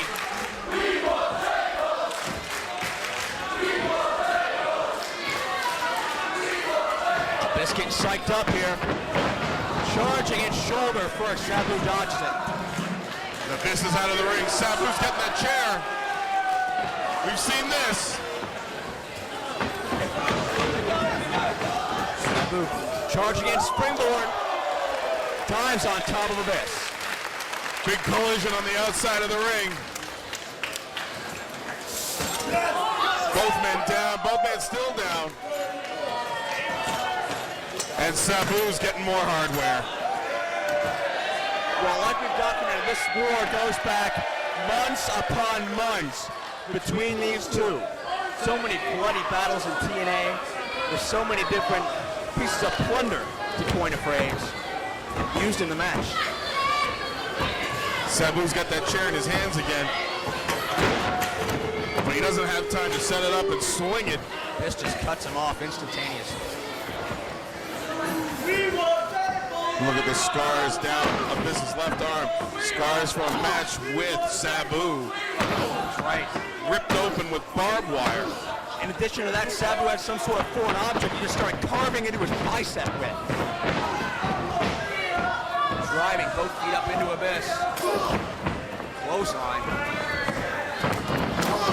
What's it going to take to get the monster off his feet? You see here, takes out the knee. Smart play tonight when it comes to the bigger guys. Very rare international appearance for Sabu. Does not frequently leave North America any longer. But to continue this war, he was quick to jump to. Camel clutch cinched in. Gotta wonder how much of it he has. How tough it is to maneuver the body of someone who's 350 pounds. Well, he's managed to hook the left arm over the knee. Giving it up, turning him over, putting in the stomps.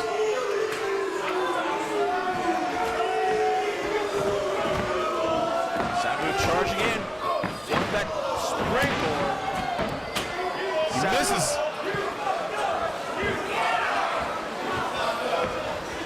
I don't think I've ever seen Sabu miss the triple jump.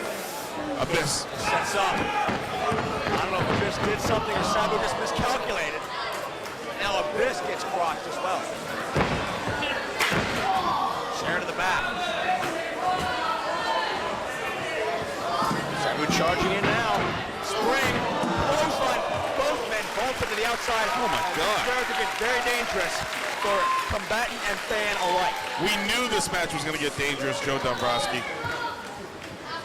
It was just a matter of when, how quickly, how dangerous. In the match, survival of the sickest.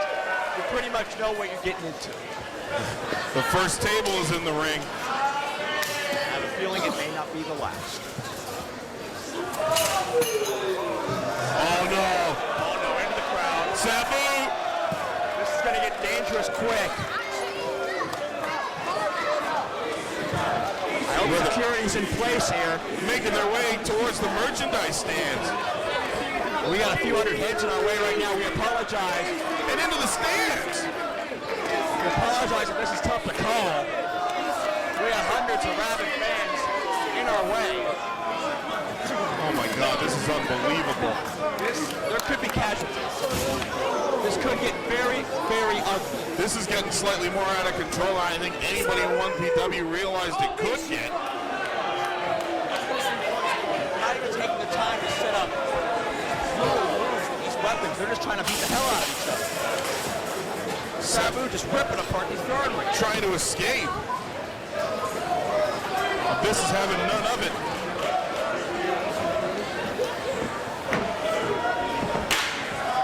Oh my God. Abyss has that chair. Wedging it in between the ropes. Trademark Abyss move, but Sabu cuts him off before he can do anything.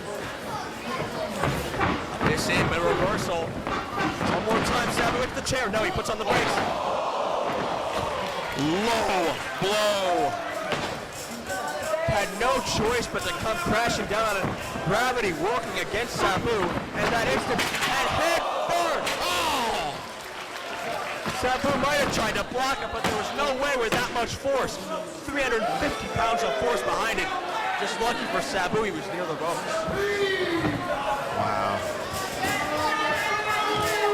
What can Abyss have in mind? He's outside the ring. He's getting that chair again.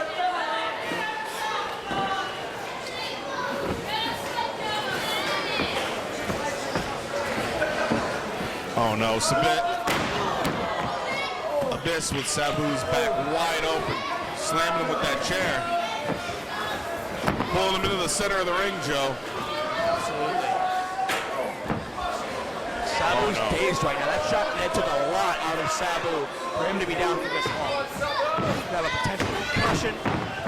Abyss charging in. Oh! But Sabu gets the chair up. Turns it, gets crotched. Turns it sideways. Look out. Chair shot to the skull of Abyss. And now Sabu getting into it. Springs off. Huge tornado DDT. I thought for a second Abyss had caught him. I thought we might have seen a black hole slam, but no way. Sabu in control all the way. Huge DDT. Sabu somehow able to keep with the momentum.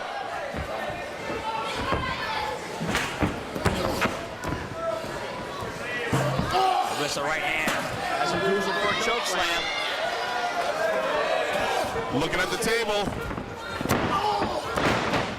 Kick right to the knee. There it goes. Sabu just flinging that chair. It did its damage, and Sabu slid all the way to the outside. Roger Clemens with power that. of the Monster Abyss. Taking the genocidal maniac all the way to the outside. A major league pitcher with that chair. Throwing the hard heat. Down. Driving the leg. Abyss goes forward first through that table. Wow. Next, that Sabu leg drop. Almost a modified Arabian face buster. Could Abyss be bleeding underneath that mask? Very well possible. Shards of table all over the ring. And now this is like a battle zone. It's a war zone. We not only have standard objects, we have sharp pieces of objects. Look out. Sabu almost collides with Robert Pisker. No! And Abyss does. Robert Pisker! He's out! Ouch. And now there's absolutely as little law as there was before. There's no law now. These guys could maim each other and get away with it. Sabu triple jump moonsault. Triple jump connects. But there's no one there to make the count, and Sabu can't even make the cover. You know, I was about to say, Joe, we don't need anybody to make the count yet. Now we do. Pisker's out cold. We need a referee out here. That's obviously not going to be official. Sabu going to check on the ref. I don't know if he's going to be able to wake that kid up. Oh my God! Sterling James Keenan. The devil is here. The man with the mind control over the monster abyss just dropped Sabu with a backbreaker. Double knee backbreaker out of Sterling James Keenan. And Abyss goes for the cover. Spot in the tournament on the line here. Abyss can get in the title tournament with this win. He's got no. That's Sterling's plan. Sterling wants a Sterling James Keenan versus Abyss title tournament final, so he's guaranteed that belt. What did he say? I think he... Wait a minute. Oh, he did. It's the bag. He's got the bag. And you know what the bag means in Abyss's hand. Joe Dombrowski. It means Sabu is about to become a human pincushion. I don't know if Sabu noticed that bag or not. Abyss keeping him at bay. Oh, no. Please, anything but. Anything but. Listen, I'm all for Abyss destroying Sabu, but this scares me. It's the tax! He's got the tax! Thousands. He tried to end AJ Styles' career with these thumbtacks at a cruel twist of fate. Now he's trying to do the very same thing to Sabu. No. Two things you can't avoid, Dombrowski. Death and tax. Powerbomb. Sabu counters out. Sabu keeps his balance. Oh no. Goozle. Choke slam. No. He hit him. Sabu's pulling out all stops. Sterling got the chair. Wow. Sabu saw him out of the corner of his eye. Oh no. No. Black hole. Black hole. Black hole slam on the thumbtacks. Sabu. He's a human pincushion. There's no other way to put it. He's got hundreds of metal thumbtacks lodged in his body. That's got to be it. That's got.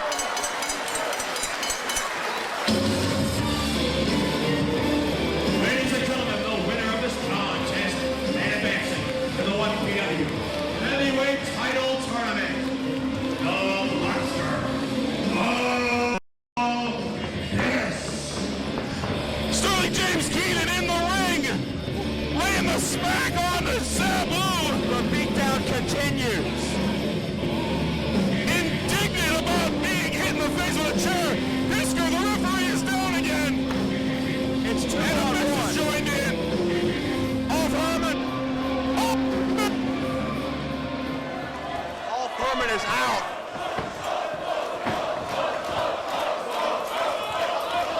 Off Herman had to deal with Sterling James Keenan earlier in the night. He's not going to let the double team happen on Sabu. All Herman was watching the back of Sabu to make sure Sterling and Abyss didn't try anything after his encounter with Sterling earlier tonight, and look at Sabu's back. Wow. Thumbtacks and blood everywhere.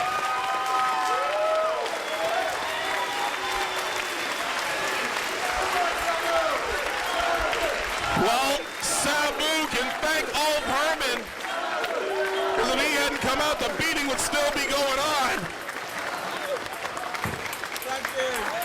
Sabu knows he's lost his opportunity in the 1PW title tournament, but there'll be another day for Sabu and Abyss. Well, one piece of Sterling James Keenan's puzzle is complete.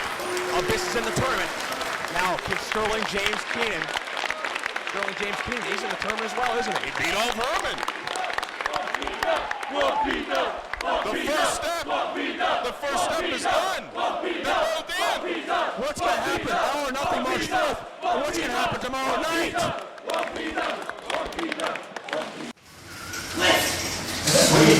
Oh, that's a 25 kilo dumbbell. Now, does that one open this time? Oh, thank God.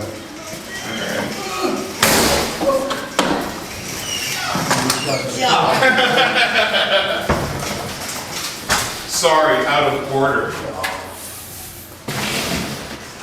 I'm gonna go to the fitness village and ask where the elevator is. That cover.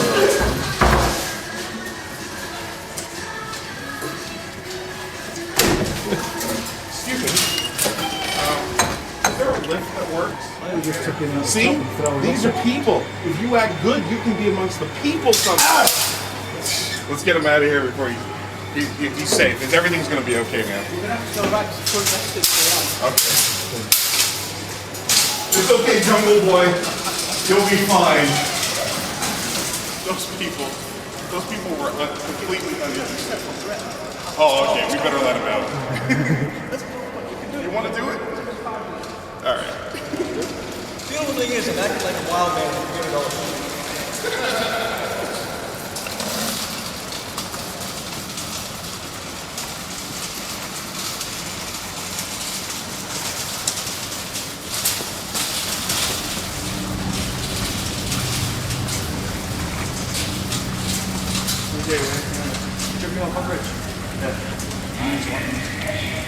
Don't worry, folks. Don't worry. He's secure. Secure in the cage. Everything's going to be fine. Don't worry.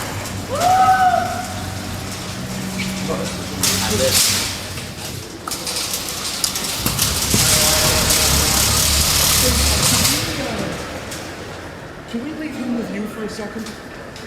We can leave him here with you for a second? Is this okay? Okay, come on. No, where's the room? Don't let him out. Don't let him out. Where's the...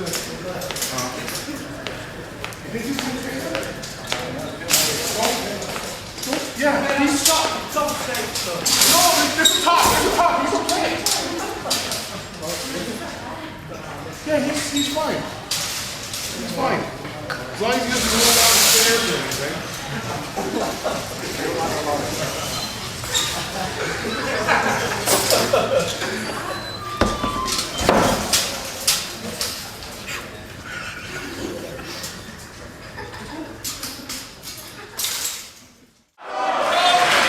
Are you being serious? And you see what you've done, wet and dig? No.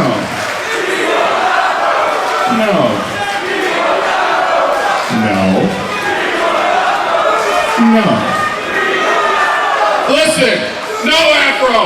You can have Bryce Ramsberg sideburns. How's that?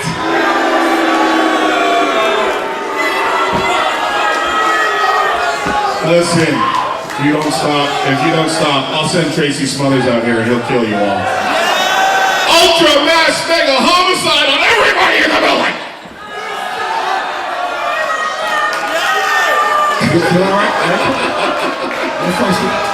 I'm sorry, I just flaked out there for a second. Hey, shut up. Seriously, what? Seriously, you're bugging me. I'll make you a deal. I'll bring the Afro Kid out here. Then I'll put my foot up his ass. And we'll never speak of him again. What do you mean, boo? What do you mean, boo? You people really like that Napoleon Dynamite looking weirdo?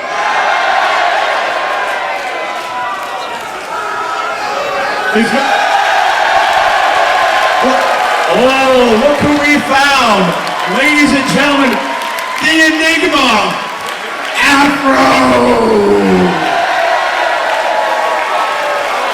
Do you have anything you'd like to say to all your adoring people? Hey, wait. Now let me tell you something, pal. As a guy who went through the 70s with one of those things, that ain't cool. That's just lame. Get yourself a haircut. That's not funny, and that's not fun. Shut up! No, you know what? We've been friends up until now. I'm not taking this. Shut your mouths!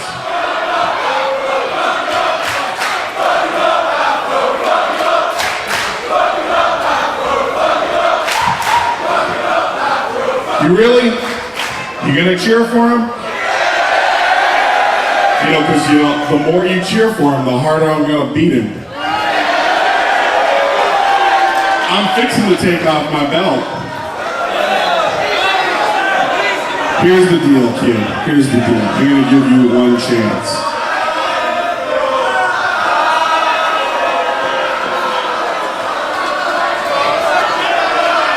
You got two choices. You leave under your own power, or I knock you out cold, and they drag you out of here.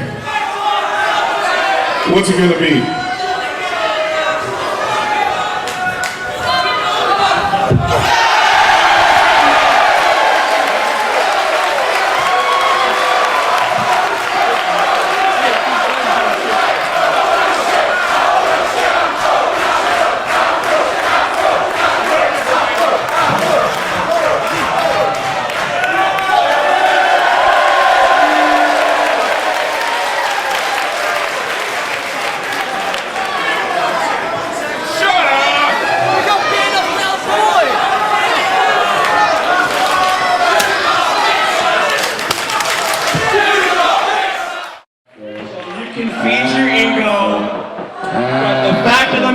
At the end of the day, we still have 1,660 Afro supporters.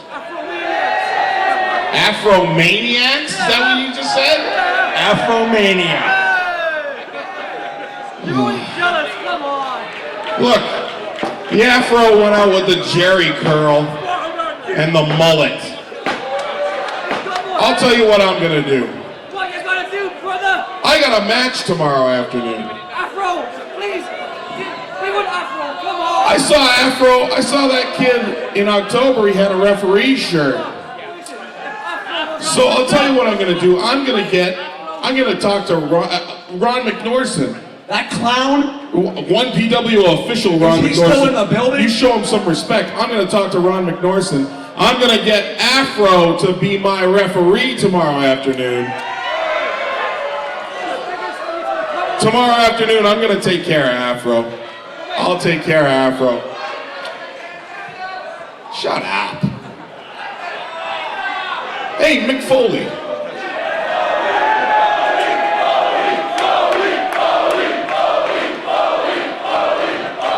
Have a nice day.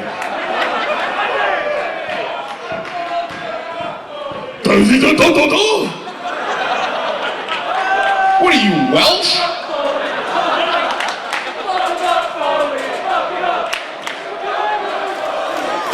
Go sit down. Go sit down. I wouldn't touch you with a 10-foot pole. You couldn't touch me with a 10-foot pole. Yes, because your lice would probably jump to the pole and chew through it before I got near you. Kid, you and me, I wanted it. Don't touch him, kid. You're gonna get scabies. Oh, You are a national health hazard. Yeah, and I'm gonna come right down on you, boy.